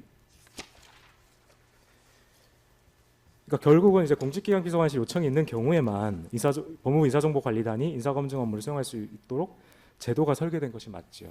네, 그 관리단에 보내는 것도 저희가 이제 그냥 뭐 해달라고 하는 게 아니라 매일매일 아침마다 공문을 보냅니다. 이렇게 검증 대상자 목록이라는 공문을 매일 아침마다 보내기 때문에 그거를 이제 법무부에서는 받아가지고 그 목록에 해당되는 사람에 대해서 검증을 해서 우리 쪽으로 공문으로 회신을 해준다. 이렇게 말씀을 드릴 수 있겠습니다. 그리고 또 증인이 생각하기에 공직기관 비서관실이 이런 그 법무부 인사정보관리단의 1차 검증을 요청할 의무가 있는 건 아니죠. 법적인 의무가 있는 건 아니죠. 의무가 있다면 저희가 모든 것을 했어야 되는데 저희가 자체적으로 검증한 것도 있다는 정도로 저는 우리가 의뢰하는 거를 해준다 이런 정도로 인식을 했습니다.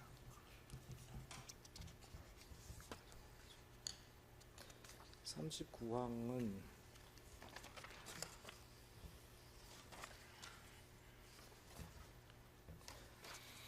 나항으로 바로 가겠습니다. 그 증인에 대한 제1회 진술조서 중 증거기록 제1권 352에 353면 제시하겠습니다.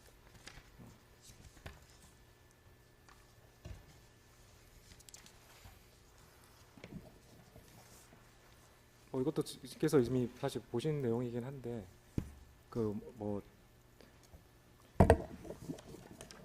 보시면 뭐 이북 오도위원회 위원 민주평화통일위원회 위원, 환경부 무슨 위원회 위원에 대한 인사 검증에 대해서 인사정보관리단 검증을 생략했던 것을 기억합니다. 이렇게 진술을 하셨고요. 예, 맞습니다. 그 대통령실 행정관 전입 예정자들에 대해서도 자체 검증을 했지요. 행정관 선임 행정관은 예전 박근혜 정부 때도 마찬가지고 계속 대통령실에서 해왔습니다. 그 외에도 사실 법무부 인사정보관리단에서 수행 중인 인사검증 건수가 너무 많아서 인사검증에 지연이 발생하고 있다라고 판단해서 자체 검증을 진행한 경우도 있었죠. 예, 그게 이제 무슨 위원회 위원들이 대표적인데요. 건수가 많고 중요도가 좀 떨어지는 그런 부분들은 저희가 뭐 자체적으로 하는 부분이 크게 뭐 이상하지는 않았습니다. 아까 이미 뭐 증인께서 그 평균적으로 뭐 하루에 보통 인사 그 검증 건수가 배당되는 건수가 그 하루에도 뭐 한 10건, 20건 요 사이 정도 됐다라고 진술하셨는데 결국 증인이 이제 워낙 많은 건수의 인사 검증을 담당하다 보니까 기억이 잘 나지 않는 것일 뿐이고 사실 특검에 진술한 것 외에도 자체 검증할 건들이 더 많이 있었죠. 지금 좀 생각을 해보니까 자체 검증도 한 1000건 정도가 좀 넘었던 것 같습니다. 그 3년 정도 해서 뭐 대통령실 행정관이라든지 이런 부분을 다 포함한 개념입니다. 알겠습니다. 자, 법무부에 1차 검증 요청을 할지 아니면 자체 검증할지 이거는 전적으로 공직기관 비서관실의 재량을 가지고 판단했던 것이죠. 예, 그 뭐 비서관께 제가 뭐 보고를 드리기는 했었던 것 같습니다. 이런 부분은 그냥 법무부가 업무도 많고 하니까 자체적으로 하는 게 좋겠다라고 하면 그냥 뭐 이렇게 해라 저렇게 해라는 말씀의 어떤 프로세스는 아니고 뭐 그냥 그렇게 하세요라는 정도의 그냥 말씀이었던 것 같습니다. 그러면 그냥 저희가 말씀드린 대로 이렇게 뭐 후속 프로세스는 그냥 저희 행정관이 이제 진행을 하였습니다. 40의 다항으로 바로 가겠습니다. 그러니까 결국 공직기관 비서관실 자체 검증하는 것은 실무자인 행정관 레벨에서 개개 상황에 따라 재량을 가지고 판단할 정도로 사실 공직기관 비서관실 내에서는 뭐 전혀 이상하지 않은 자연스러운 업무 형태 중 하나였던 것이죠. 그게 뭐 인사정보관리단에서도 마찬가지고 저희도 마찬가지고 이걸 의뢰를 하냐 마냐가 뭐 그 정도의 어떤 그냥 중요도를 가지고 있다라고는 인식을 하지는 않았었습니다. 랑 생략하겠습니다.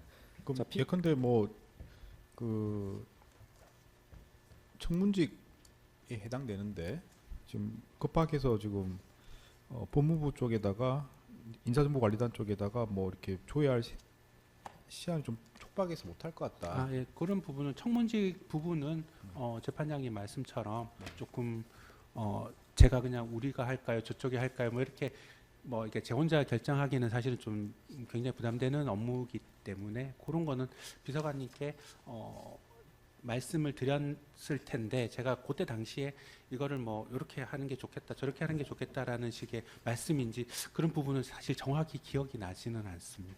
그걸 공직기관 비서관이 정할 수 있습니까? 아니면 그런 문제에 대해서 공직기관 비서관이 좀 더 뭐 다른 분들하고 또 상의를 해야 된다든지 보고를 해야 된다든지 이런 그런 내용은 정도까지는 아니었던 것 같습니다. 그냥 비서관께서 말씀드려서 그냥 이렇게 좀 상황이 이렇게 하니 이제 뭐 우리가 하겠다 아니면 저쪽으로 하는 게 좋겠다라는 식의 뭐 보고라면 보고인데 그걸 뭐 그 자리에서 결정을 안 해주신 거는 사실 없었던 기억이 납니다.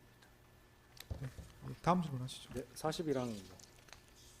자, 피고인 유원보가 공직기관 비서관을 근무할 당시에 국무조정실 소속 공무원인 이성도 국장이 선임 행정관으로 근무하고 있었죠. 예, 제 옆자리였습니다. 이성도 국장은 과거 정부에서도 인사검증을 담당한 경험이 있었던 사람이죠. 예, 제가 6년 정도 근무했고 그분도 한 5, 6년 정도 근무했는데 하여튼 굉장히 뛰어나신 분이었습니다. 그러니까 결국 당시 그 공직기관 비서관실 내에서는 증인과 함께 뭐 일단 인사검증 뭐 최고 전문가로 통하는 사람이었던 것이죠.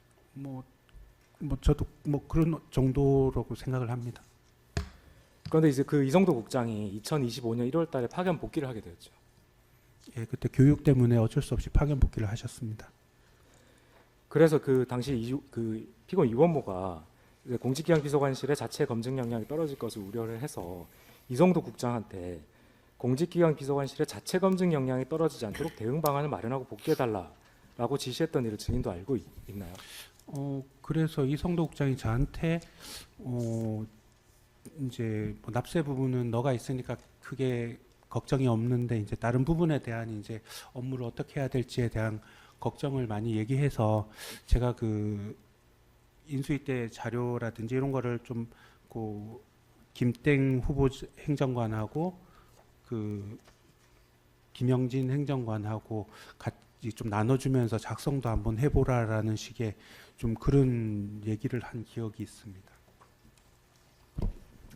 변호사님 죄송합니다. 재판장이 이 질문에 대해서 죄송합니다. 김모 행정관 증언하고 조금 다른 부분이 있는 것 같아서 가능하시면 재판장님께 직권으로 지금 이성도 국장이 떠나면서 역량을 유지시켜라라고 했던 게 공직기관 비서관실의 자체 검증에 대한 것인지 통상적인 검증 업무에 대한 자신이 빠짐으로 인해서 통상적인 검증 업무에 대한 역량이 약화되는 것에 대한 우려인지 이 부분을 좀 명확하게 좀 짚어주셨으면 좋겠습니다. 뭐 일단 그 김모 증인도 나와서 이 부분을 이야기를 했습니다. 아마 이제 그거 중에 이제 증인 답변과 어떤 관계인지 좀 명확히 할 필요가 있다고 말씀해서 이제 아마 검사님 말씀하신 거고요. 예. 저 그 부분 확인하고 넘어가겠습니다. 예, 방금 내용 들으셨죠? 예. 그거는 사실은 뭐 두 가지 다의 포괄적인 개념이긴 한데 그 인사정보관리단에서 이제 거쳐서 오는 것들은 사실은 비서관이 그런 걱정을 할 정도로 이렇게 뭐 걱정될 만큼의 그 역량이 다들 없는 게 아닙니다. 그냥 다들 쭉 해왔던 업무기 때문에. 근데 이제 우리가 자체적으로 국세청 자료와 그 뭐 그런 어떤 제한된 자료를 가지고 이제 그런 어떤 중요한 직위를 자체적으로 최대한 신속하게 해야 될 그런 부분은 좀 약하다. 그래서 납세 부분은 이제 좀 제가 계속 전담을 하고 그 기타 이제 보고서를 총괄하는 그런 역량을 좀 키워야 된다. 이제 그런 정도의 얘기를 제가 들은 기억은 있습니다. 누구로 들었습니까? 이성도 국장이 저한테 이제 얘기를 했습니다. 이때 비서관이 그런 걱정이 많으니 이제 조금 좀 그 자료들을 나눠주면서 그런 걸 좀 실제로 1차 초벌로 작성이 돼서 오는 게 아니고 이거는 시작하면서 우리가 처음부터 써야 되는 거니까 그걸 그래서 제가 기초 자료를 출력해가지고 이걸 보면서 그 어떤 아까 나온 검증 보고서 이거를 한번 초안을 만들어 보는 연습을 해보세요라는 식의 이제 그런 얘기를 했기 때문에 제가 이제 그런 부분 기억이 난다. 뭐 답변은 자체 검증 역량을 말하는 것이다 이 말씀이시네요. 뭐 둘 다 다일 수도 있지만 자체 검증에 굉장히 비중이 높다라는 말씀입니다. 예, 다음. 네, 알겠습니다. 자, 이미 뭐 어느 정도 말씀하셨는데 그래서 이제 이성도 국장은 그 자체 검증하는 경우 자신이 수행하던 역할의 후임자로 국정원 출신의 그 김모 행정관을 지목한 다음에 김모 행정관을 별도로 교육까지 시켰던 것이죠. 예, 그때 뭐 같이 뭐 이렇게 막 모여서 막 하지는 않았지만 제가 뭐 기초 자료라든지 이런 부분은 제가 관리를 하고 있었기 때문에 그걸 제가 복사해가지고 넘겨준 적은 있고 그게 뭐 보고서를 실제로 뭐 작성을 해서 교육을 어떻게 했냐라는 식의까지의 제가 그걸 보지는 못했습니다. 근데 하여튼 뭐 교육을 했다는 요 정도까지는 알고 있습니다. 결국 그게 방금 말씀하신 게 이제 모의 자체 검증. 예, 그렇죠. 그런 식으로 이해를 하시면 될 것 같습니다. 방항 생략하겠습니다. 42항입니다. 최재형 작성 진술서 중 증거기록 제6건의 3,453면을 제시하겠습니다. 자, 또 아까 뭐 이미 여러 차례 보신 진술서입니다.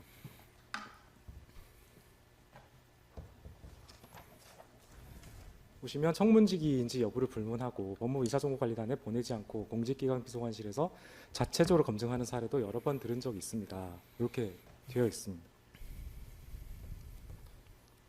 그리고 특검 작성에 그 김모 씨에 대한 제1회 진술서조 중 증거기록 제1권 504면을 제시하겠습니다.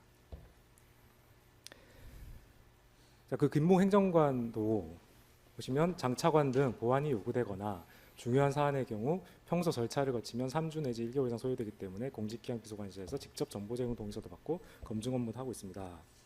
라고 진술을 하신 바가 있고요. 예. 그리고 그 박행렬에 대한 진술조서 중 증거기록 제1권의 313에서 314면을 제시하겠습니다. 그 법무인사정보관리단에 계시던 그 박행렬 네, 알고 그분도 있습니다. 네, 특검에서 그 보시면 아래 부분을 보시면 김영현 국방부 장관 후보자 임명할 때 인사정보관리단의 인사검증 요청이 없었던 것이 기억납니다. 이렇게 진술하셨고, 예, 그건 지난번 제가 네. 출석해서 말씀드린 기억이 납니다. 그러니까 결국은 이제 뭐 청문직 후보로 장상윤 당시 사회수석과 김영현 당시 경호처장을 자체 검증한 적이 있었던 것이죠. 예, 그 연락 드려서 동의서를 받고 그분들도 그 국세청과 경찰청에 자료를 보내서 이제 그 제한된 자료를 받아가지고 검증 보고서를 생산을 했었던 기억이 납니다. 그러니까 결국 이게 이제 피고인 이원모가 공직기강 비서관으로 근무한 기간 동안만 보더라도 이렇다는 것이죠. 결국에. 예, 뭐 그때는 그런 일이 있었고 그 전임 비서관 때는 청문직을 자체적으로 안 보내고 하지는 않았던 것 같습니다.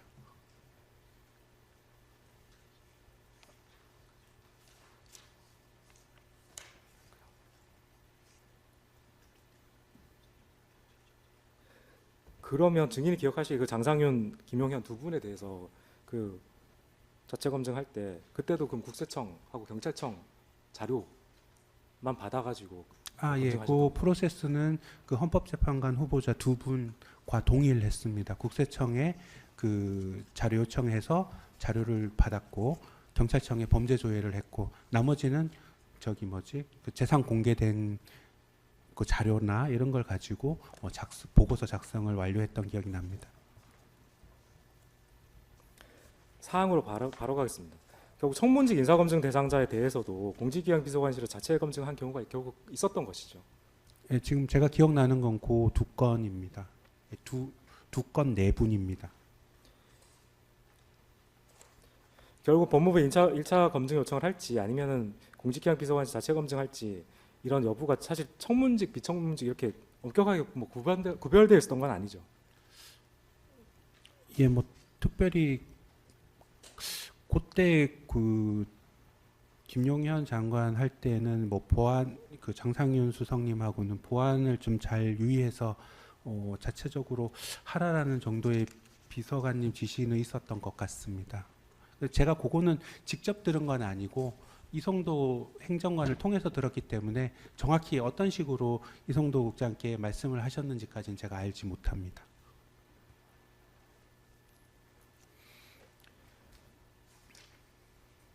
사입사항에 바로 가겠습니다.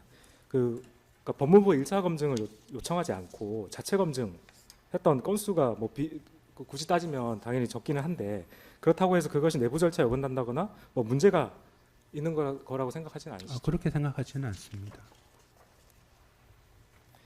당연히 또 청문직이라고 해서 무조건 뭐 1차 검증 법무부 요청해야 된다. 뭐 그런 어떤 관행이 있는 것도 아니죠. 뭐 그런 청문직 같은 경우는 그냥 가급적 보내는 게 맞다라는 생각 정도의 인식은 이제 제가 하고 있었긴 했는데 그게 뭐 어디 규정이 돼 있거나 뭐 그런 거는 아니었습니다. 사실 그리고 법무부 인사정보관리단이라는 것도 사실 지난 이제 윤석열 정부에서 처음 생겼다가 사실 없어졌기 때문에 사실 관행이라고 부를 만한 것이 생길 시간도 없었던 것이죠. 예, 뭐 그냥 저희가 그 어떤 취지라든지 그런 걸 고민해가지고 그때 좀 처리를 했었던 것 같습니다.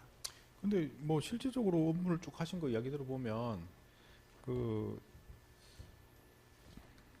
인사정보관리단에 보내지 않는 경우는 비서관으로부터 그렇게 이제 협의를 해서 뭐 예, 뭐 비서관이- 중요하지 않은 거는 이제 비서관님께 그냥 그냥 말씀만 드리고 그냥 바로 했던 것 같고요. 청문직 같은 경우는 제가 뭐 그렇게 이게 정결로 이렇게 하기는 조금 어려운 부분이라 사전에 이야기를 그런 거는 해서 비서관님께 네.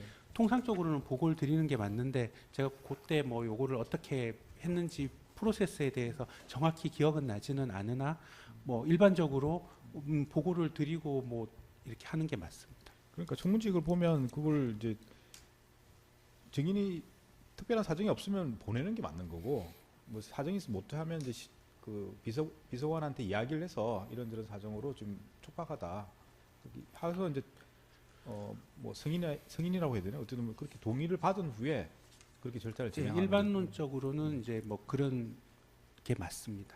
맞습니까? 예. 근데 일반론적으로 맞는데 이제 그때 그 특정 사안에 대해서 이제 계속 말씀드리는 게 그냥 쭉 계속 반복되는 업무다 보니까 이거 어떤 걸 가서 말씀을 드렸고 어떤 거는 말씀을 안 드렸고 이런 부분에 대한 좀 기억이 명하지 않다 이제 그러니까 그런 말씀하신 말씀. 건 이제 건수가 많고 네. 대상자들이 사실 뭐 여러 가지 검정의 수위도 다를 수 있기 때문에 뭐 근데 비청문직이고 이렇게 뭐 그러면 사실은 뭐 후에 보고한다든지 뭐 그럴 수도 있을 것 같은데 청문직 같은 경우는 사실상 뭐 이걸 사전에 동의나 허가 없이 증인이 임의로 보내지 않고 사후에 보고한다든지 이랬을 가능성이 없을 것 같은데 그렇게는 좀 힘든 건 사실입니다. 그렇게 한 적이 기억이 나십니까? 그런 적이 있는지 기억이 나십니까?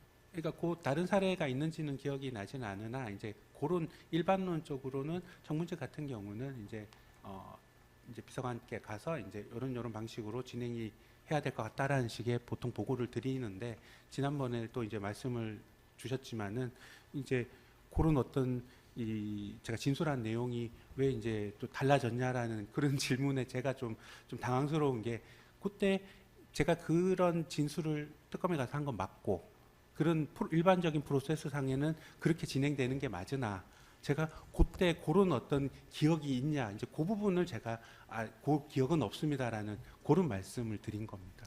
그러니까 이제 법무부 인사정보관리단에 이렇게 조회하는 게 사실 법적으로 어떤 의미냐는 그건 나중에 판단할 문제고 예. 증인이 해왔던 업무를 쭉 보면 청문직 같은 경우는 원칙적으로 특별한 사정이 없으면 조회를 하는 게 맞는 거고 예. 사정이 있으면 이제 비서관한테 미리 사전에 이야기를 하고 청문직 같은 경우는 협의를 한 후에 이제 생략을 하든지 뭐 그렇게 진행했었던 거 아닙니까? 뭐 이렇게 보안이 좀 중요하거나 하면은 이제 물론 그런 식으로 예. 여러 가지 사정 네. 중에는 뭐 시간이 촉박할 수도 있고 예. 보완이 필요한 경우도 있을 수 있고 뭐 그럴 때는 이제 비서관한테 이야기를 해서 아니면 지시를 받을 때 이야기를 그렇게 듣든지 예.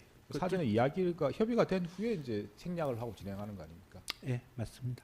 그게 이제 법적인 의미는 제가 판단을 못하고 예, 예. 업무적으로는 그렇게 하시는 예, 거 그냥 맞습니다. 일반적으로는 이제 그 말씀이 맞습니다. 예, 다음 질문 주시죠. 그러니까 이제 하루에 뭐 워낙 여러 건의 검증을 진행을 하게 되어 있고 결국은 그 사실 뭐 모든 걸 이제 그 비서관한테 보고를 원래 하는 게 당연히 원칙이긴 한데 결국 사실 보면 비서관이 뭐 자리를 하루 종일 비우고 있는 경우도 많고 사실 그러다 보면 그때 뭐 사실 이게 또 시간이 중요한 업무인데 그러니까 그걸 일일이 그렇다고 뭐 보고요 어디다가 정리해서 뭐 기록해 두고 있는 것도 아니고 사실 그러다 보면은 이게 보고를 사실은 뭐 했다고 생각했는데 안 했을 수도 있고 사실은 그러니까 결국 그러니까 보고가 누락됐는데 그 사실을 본인도 지금 인지를 못하시고 그런 케이스 사실 충분히 있을 수 있죠 사실. 예, 그래서 제가 좀 계속 이제 이게 뭐 제 책임을 회피하는 그런 게 아니라 실제로 기억나는 대로 이제 말씀을 드려야 되는데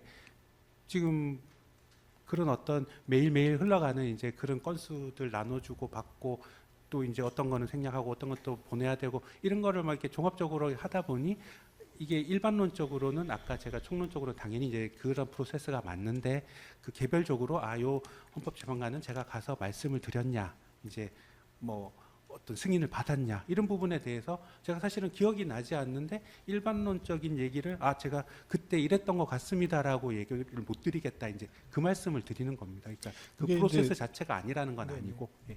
근데 이제 이게 뭐 구체적인 직위에 염두 두고 이제 검증을 하라고 지시받는 게 아니라고 하셨지만 예. 쭉 답변하신 내용 중에 보면 이제 증인이 청문직이라고만 들었지만 사실상 헌법재판관과 관련된 문제구나 알고 그렇죠. 있었다고. 그런 정도는 뭐 당연히 이제 제가 뭐 이렇게 인지를 못했다면 이제 그게 사실이 아닌 것이고 당연히 그러니까. 인지를 했지만 그럼에도 불구하고 이제 전달을 받을 때는 항상 그냥 청문직으로 네. 이렇게 받고 뭐 그런 정도의 제가 그 이야기를 말씀드린 취지는 네. 그 당시에 사실 뭐 언론이나 신문 등을 보셨으면 당연히 아셨을 것 같은데 이게 굉장히 문제가 많이 되는 하나의 쟁점이었습니다. 그죠?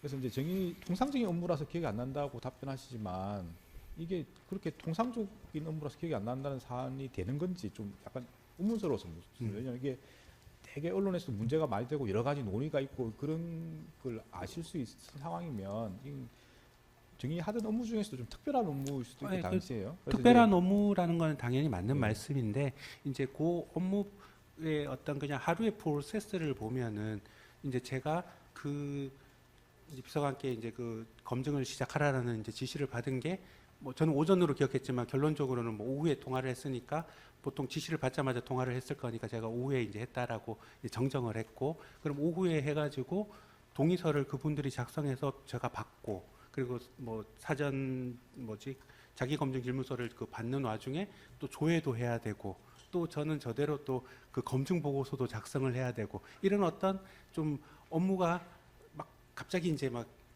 진행이 되다 보니까 사실은 그때 기억이 저는 사실 두 분을 다 제가 기록을 한 줄 알았습니다. 근데 나중에 보니까 제가 한 분은 제가 쓴 게 맞고 한 분은 이제 그때 국세청에 와 있는 직원이 쓰고 저한테 이제 뭐 사실상 이렇게 같이 컨펌을 받았다거나 협의를 이제 마지막으로 하고 이제 마무리를 했다라는 말씀을 드렸는데요.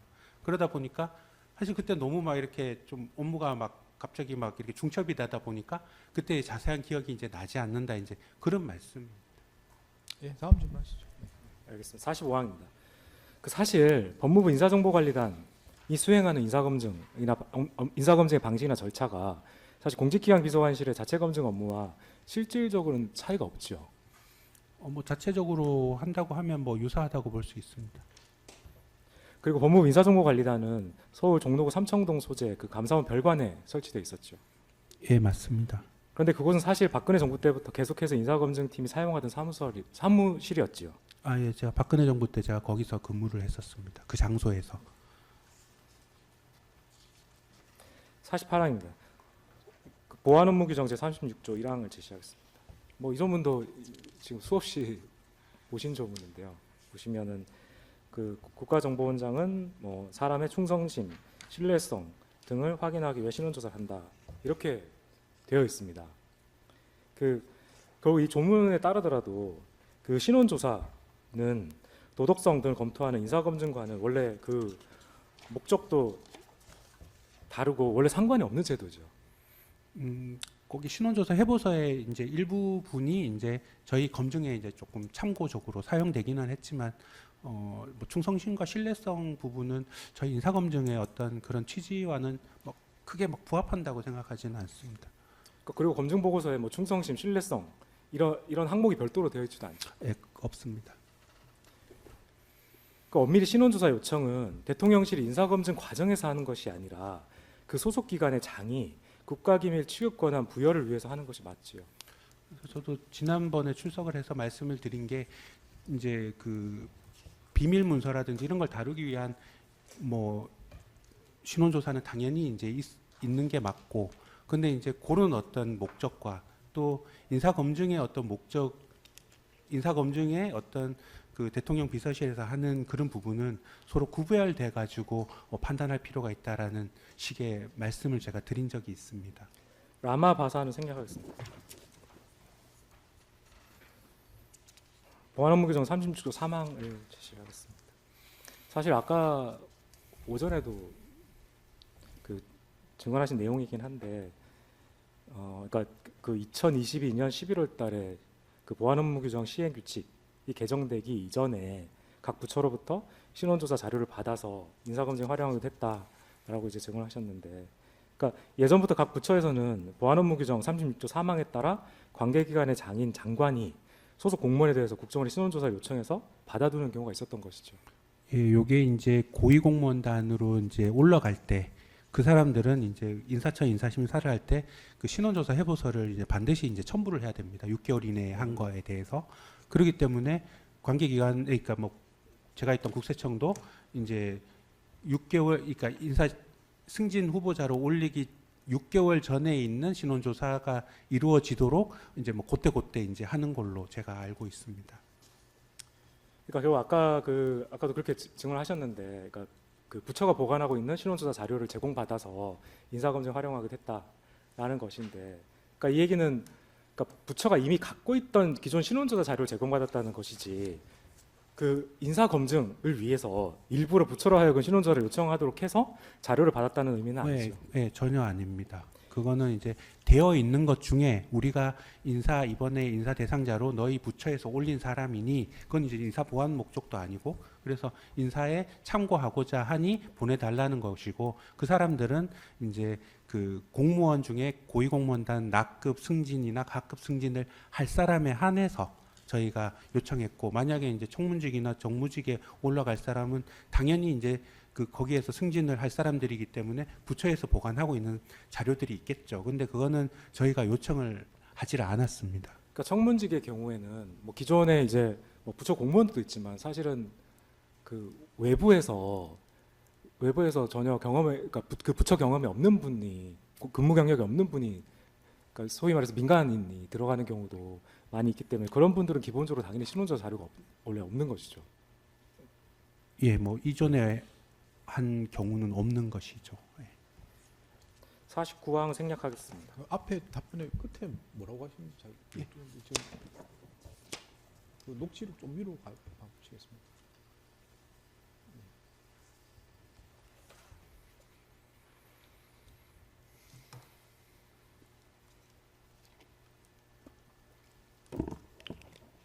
그러니까 지금 각급 승진이나 낙급 승진 말씀하셨나요? 예, 예. 그분들은 부처에 보관하고 있는 이미 자기네들이 해서 가지고 있는 자료가 있으면 우리가 이번에 검증을 할 때 활용을 할 터이니 보내달라고 했던 것이고 22년 10월 이후에는 대통령실에서 직접 신원조사를 했기 때문에 뭐 그걸 다시 받을 일은 이제 없었던 것입니다. 오전에 다 하셨던 말씀이신 예, 예. 거죠? 그 같은 말씀이신 반복된 거죠? 얘기입니다. 네, 다른 예, 얘기가 예. 아닙니다. 맞습니다. 그냥 확인차 좀 49항 50항 생략하겠습니다. 51항입니다.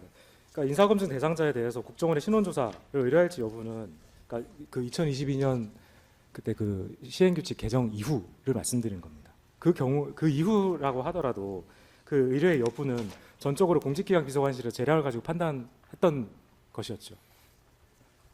예, 뭐 가급적 보내려고 노력은 했지만 뭐 모두 다 보내지는 않았던 것 같고 이게 어떤 걸 보냈는지 여부는 뭐 자세히 이렇게 기억은 나진 않지만 이제 가급적 보내려고는 했었습니다.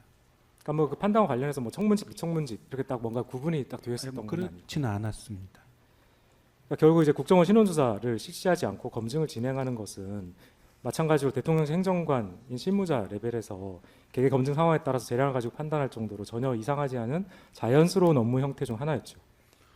뭐 국정원 신원조사를 보내지 않고 뭐 이런 부분은 좀 특정한 어떤 그룹일 경우에는 비서관님께 보고를 드린 경우도 뭐 있긴 합니다. 근데 그거를 이걸 꼭 보내야 되나요, 말아야 되나요라고 세세하게 그 건마다 안 보내는 것들을 비서관님한테 들고 갈 정도로의 중요한 업무는 아니었습니다. 아니, 그러니까 지금 이제 사실 여기서 문제되는 거는 전반적인 업무를 확인하는 게 아니고 사실 이거는 이 사건이 문제됐던 그게 제일 중요한 부분이거든요. 지금 말씀하신 건 이 사건이 무슨 청문지 뭐 헌법재판관하고는 무관한 답변이신 것 같은데. 예.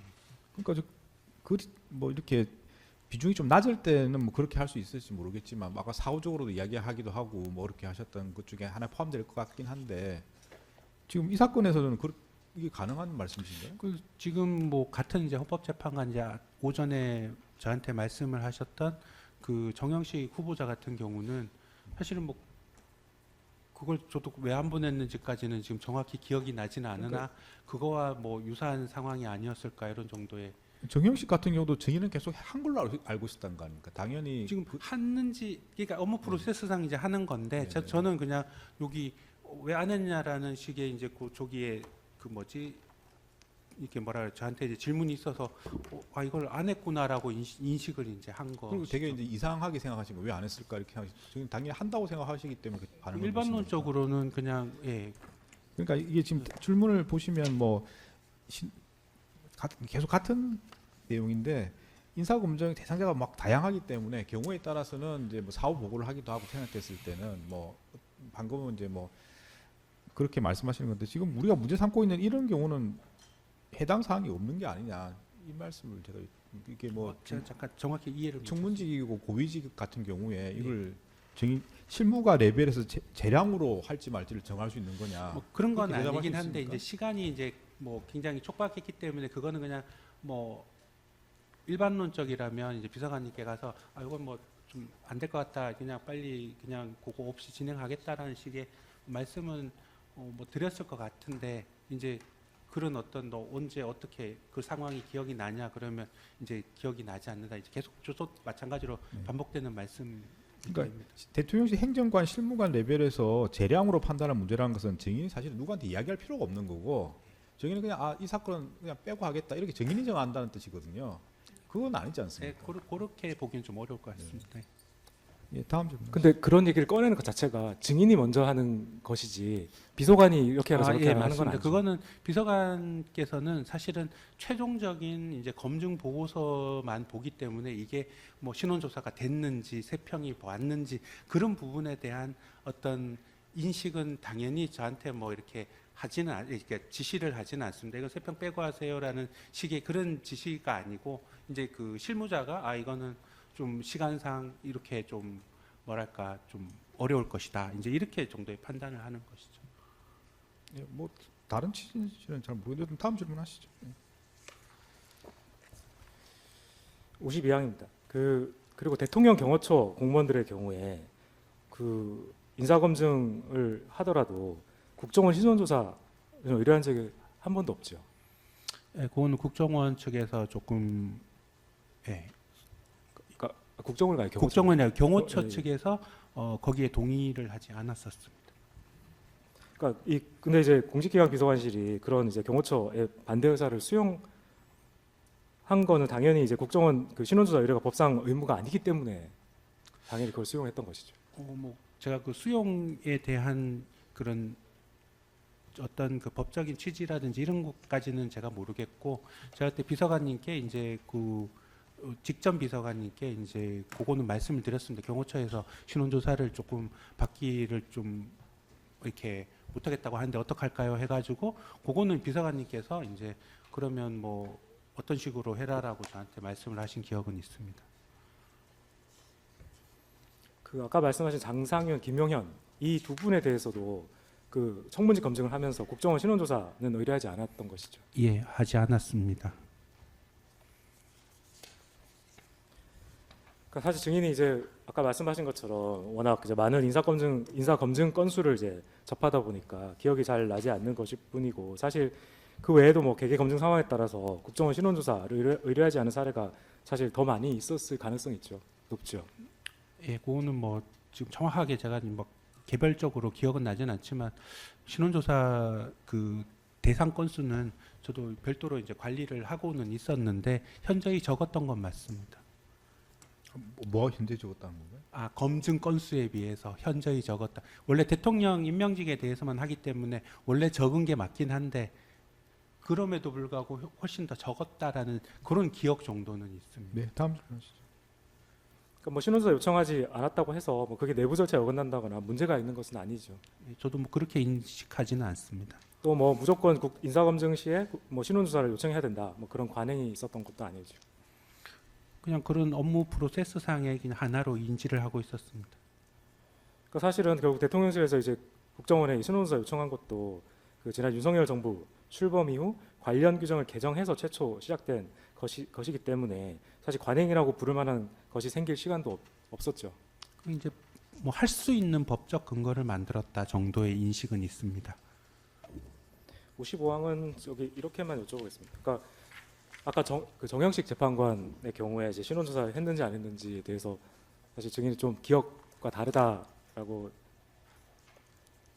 기억과 다르다기보다는 그냥 했을 것으로 추측을 해서 진술을 하긴 했는데 나중에 보니까 안 했더라 이렇게 이제 진술을 하셨는데 예. 그러니까 이처럼 사실 증인은 워낙 많은 그 인사검증 업무를 하다 보니까 이 청문직에 대해서도 개별 절차를 뭐 거쳤는지 안 거쳤는지 이런 여부에 대해서 일일이 다 기억하기는 쉽지 않으시죠. 예, 뭐 사실 조금 그런 기억 자체가 뭐 3년 동안 일어나는 너무나 일상적인 일이었기 때문에 물론 이제 그 재판장님 말씀처럼 특정 직위에 대해서는 조금 더 기억을 더 이렇게 뭐 선명할 수는 있을지언정 그게 이 검증의 어떤 필수 서류고 뭐 굉장히 중요한 서류였으면 이제 제가 기억을 했을 텐데 그냥 일상적인 어떤 검증의 이제 일환이다 그런 정도로 인식을 하고 있기 때문에 거기에 이제 좀 기억이 조금 약하다 이제 그런 말씀을 드린 겁니다. 결국 소문직 한정하더라도 지난 정부 초대 내각 그러니까 19분 전원하고 그다음에 장상윤, 김용현 그리고 이번에 이 사건 이완규, 함상훈 동일한 직위인 정영식 헌법재판관에 대해서도 결국 국정원 신원조사를 실시하지 않은 것이 맞죠. 뭐 결론적으로는 그렇습니다.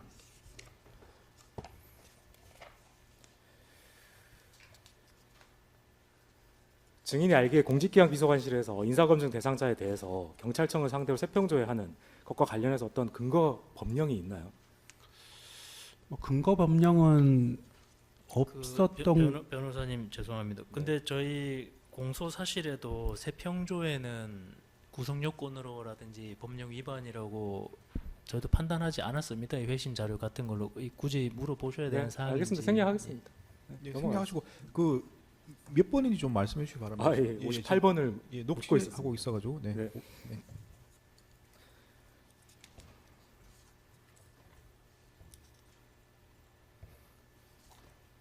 (59항) 생략하고 예. 뭐 예를 들어서 공직기강 비서관실에서 인사검증 대상자에 대해서 뭐 경찰 세평조회를 해야 된다 이런 내규나 매뉴얼도 당연히 없죠. 예, 없습니다. 60이랑 생략하겠습니다. 62항도 생략하겠습니다. 63항입니다. 결국 그 인사검증 시 경찰청 세평조회를 실시하지 않는 것은 또 마찬가지로 공직기강 비서관실에서 재량을 가지고 판단할 수 있는 것이었죠. 예, 세평 같은 경우는 신원조사하고 좀 다르게 비서관님께 그 말씀은 드렸던 것 같습니다. 이렇게 보통 하지 않을 때 요거는 그냥 이런 정도로 해서 생략하겠습니다라는 게 조금 신원조사보다는 조금 더 이렇게 좀 더 무겁게 말씀을 드렸던 기억이 납니다. 왜 그런가요? 신원조사는 이제 대통령 임명직에 이제 한해서이고, 그 회신 오는 자료가 사실은 저희 검증에 좀 크게 좀 영향이 좀 잘 없었던 자료입니다. 그러니까 이제 정말 단순 참고 자료이고, 경찰청 세평은 그래도 이제 그 경찰관들이 많이 나가가지고 자료를 수집을 하다 보면은 그래도 조금 뭐 국정원 신원조사보다는 활용성 측면에서는 좀 있었기 때문에 그거는 이제 기본적으로는 이제 가급적 다 보내는 걸로 경찰청에 그렇게 인식을 하고 있습니다. 그러니까 아까 그 신원조사하고 경찰 세평조회하고 사실 뭐 둘 다 참고 자료 정도 활용했다고 맞습니다. 말씀하셨는데 네, 굳이 굳이 둘 중에 나누자면 그런 것이고 둘 다 참고 자료 정도로 인식을 하고는 있습니다.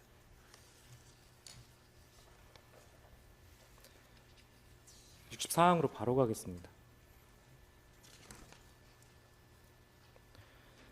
그 증인에 대한 1회 진술조서 중 증거기록 제1권 350, 353면 제시하겠습니다.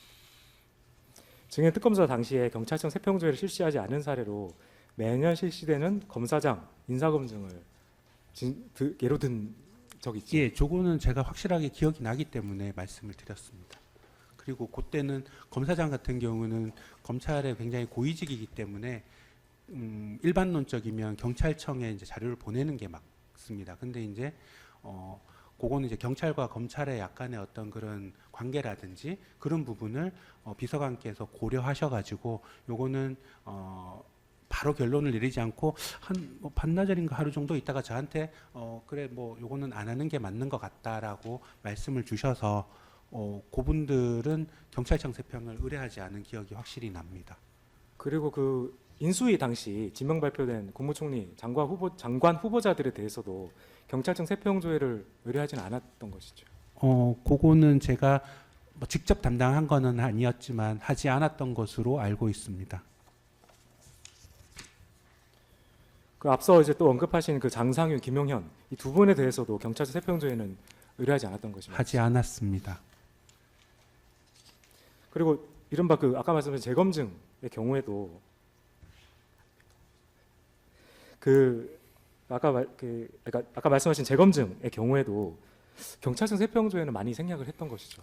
예, 경찰청 세평은 상당수 생략이 됐고 이제 꼭 필요해서 해야 되는 거는 이제 저희가 경찰청에다가 현 직위만 좀 확인해 달라 이런 식의 조금 왜냐하면은 현 직위 전의 직위까지는 우리가 이미 경찰청 세평이라든지 이런 걸로 파악을 하고 있는 것들이 대부분이기 때문에 우리가 추가로 필요한 거는 그 현 직위 공무원으로 뭐 차관급으로 임명되고 그 직위부터 현재까지 업무 수행을 좀 어떻게 하냐 요게 이제 좀 궁금하고 그런 부분을 이제 검증 보고서에 뭐 임명된 이후에 이제 어떤 부처의 업무 장악력은 어떻고 뭐 업무 수행은 어떻다라는 식의 멘트를 기재를 할 목적으로 그렇게 요청을 했지만 대다수는 안 했던 게 맞습니다. 그 대다수 안 했다는 게 전제가 재검증 때 말씀하시는 예, 건가요? 예, 지금 재검증을 여쭤보셔가지고 그러니까 재검증과 관련해서 예. 상당 생략했다는 말씀이신 거죠? 예, 예.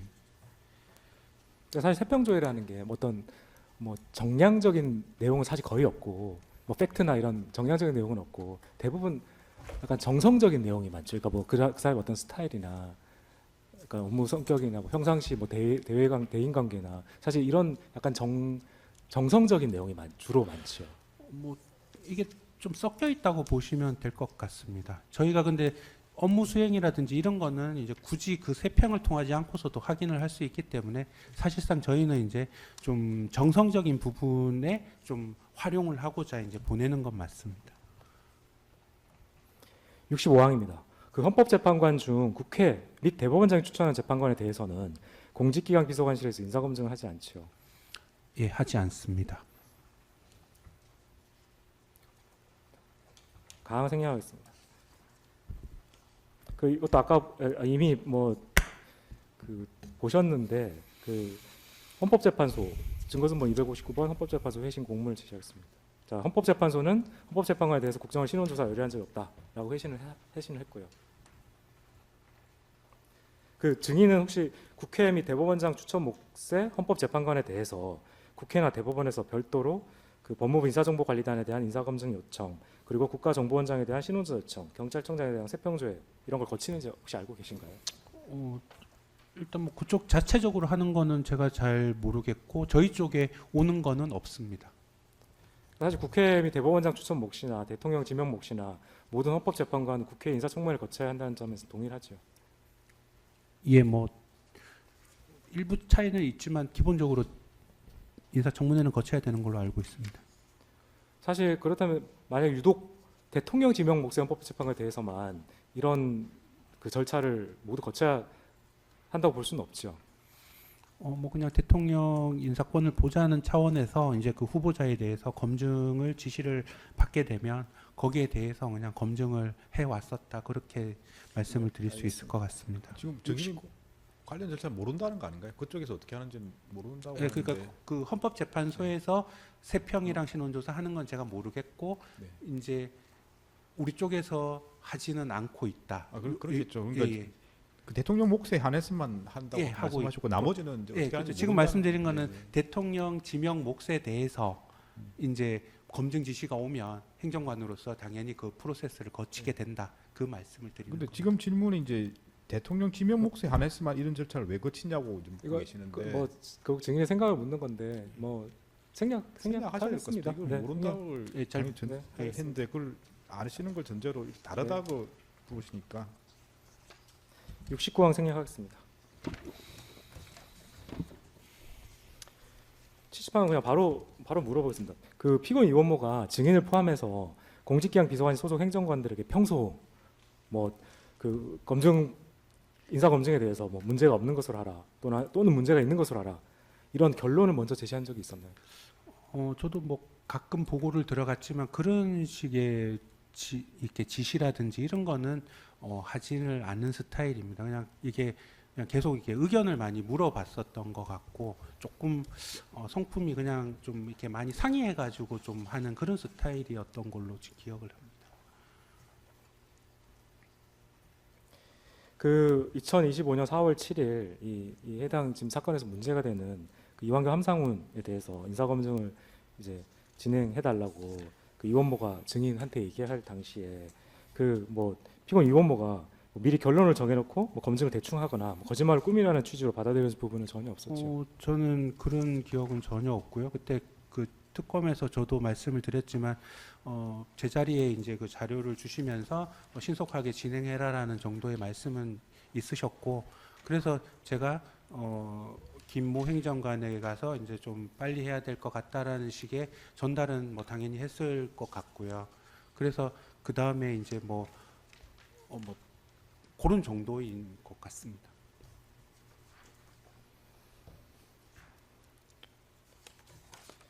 그 국정원 김모 행정관은 특검에서 뭐 피고인 이원모의 평소 업무 스타일에 대해서 과도한 지시를 하지 않는다라는 취지로 진술을 하셨는데 증인도 동의를 하나요? 아까 말씀드린 거와 뭐 같은 취지라고 생각합니다.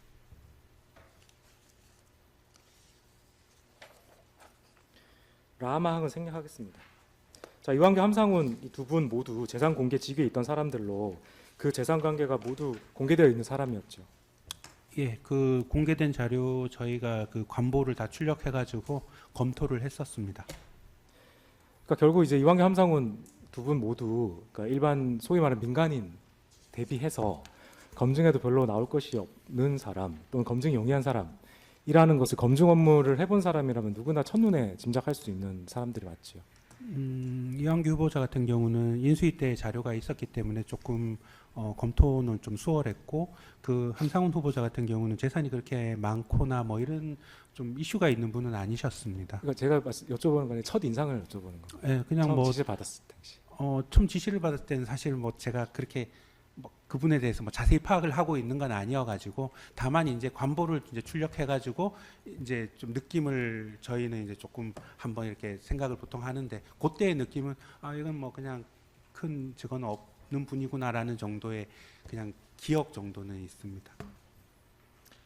그러니까 결국 그 즈음에 그 당시에 이제 피고인 이원모와 증인 사이에는 그러니까 이완규, 함상훈 두 분 모두 그러니까 일반 소위 민간인 대비해서 관리가 잘 되어 있을 사람들이라서 최대한 노력하면 실효적인 검증은 될 수 있겠다라는 정도의 어느 정도의 기본 인식 정도는 있었던 거 아닌가요? 뭐 이렇게 딱 그 비서관님 생각을 제가 지금 뭐 이렇게 예상하는 건 좀 어렵지만, 그냥 뭐 최선을 다해서 빨리 해야 되겠다 정도의 생각은 뭐 당연히 저는 했었습니다. 피고인 이원모는 그 대통령실 중간 관리자로서 그러니까 위에서 내려온 사안을 실무진에게 전달하고 물리적인 시간 내에 완수되도록 한 역할에 충실했을 뿐 어떤 위법한 월권 행사할 목적 또는 의도를 내비친 적은 없었지요.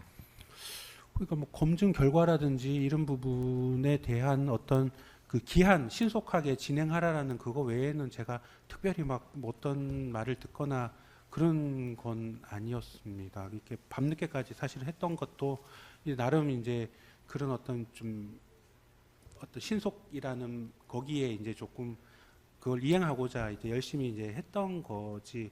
만약에 뭐 그런 식의 질문이 있었다면은 제가 그냥 기존의 보고서도 있고 한데 그렇게까지 했지는 않았을 것 같습니다.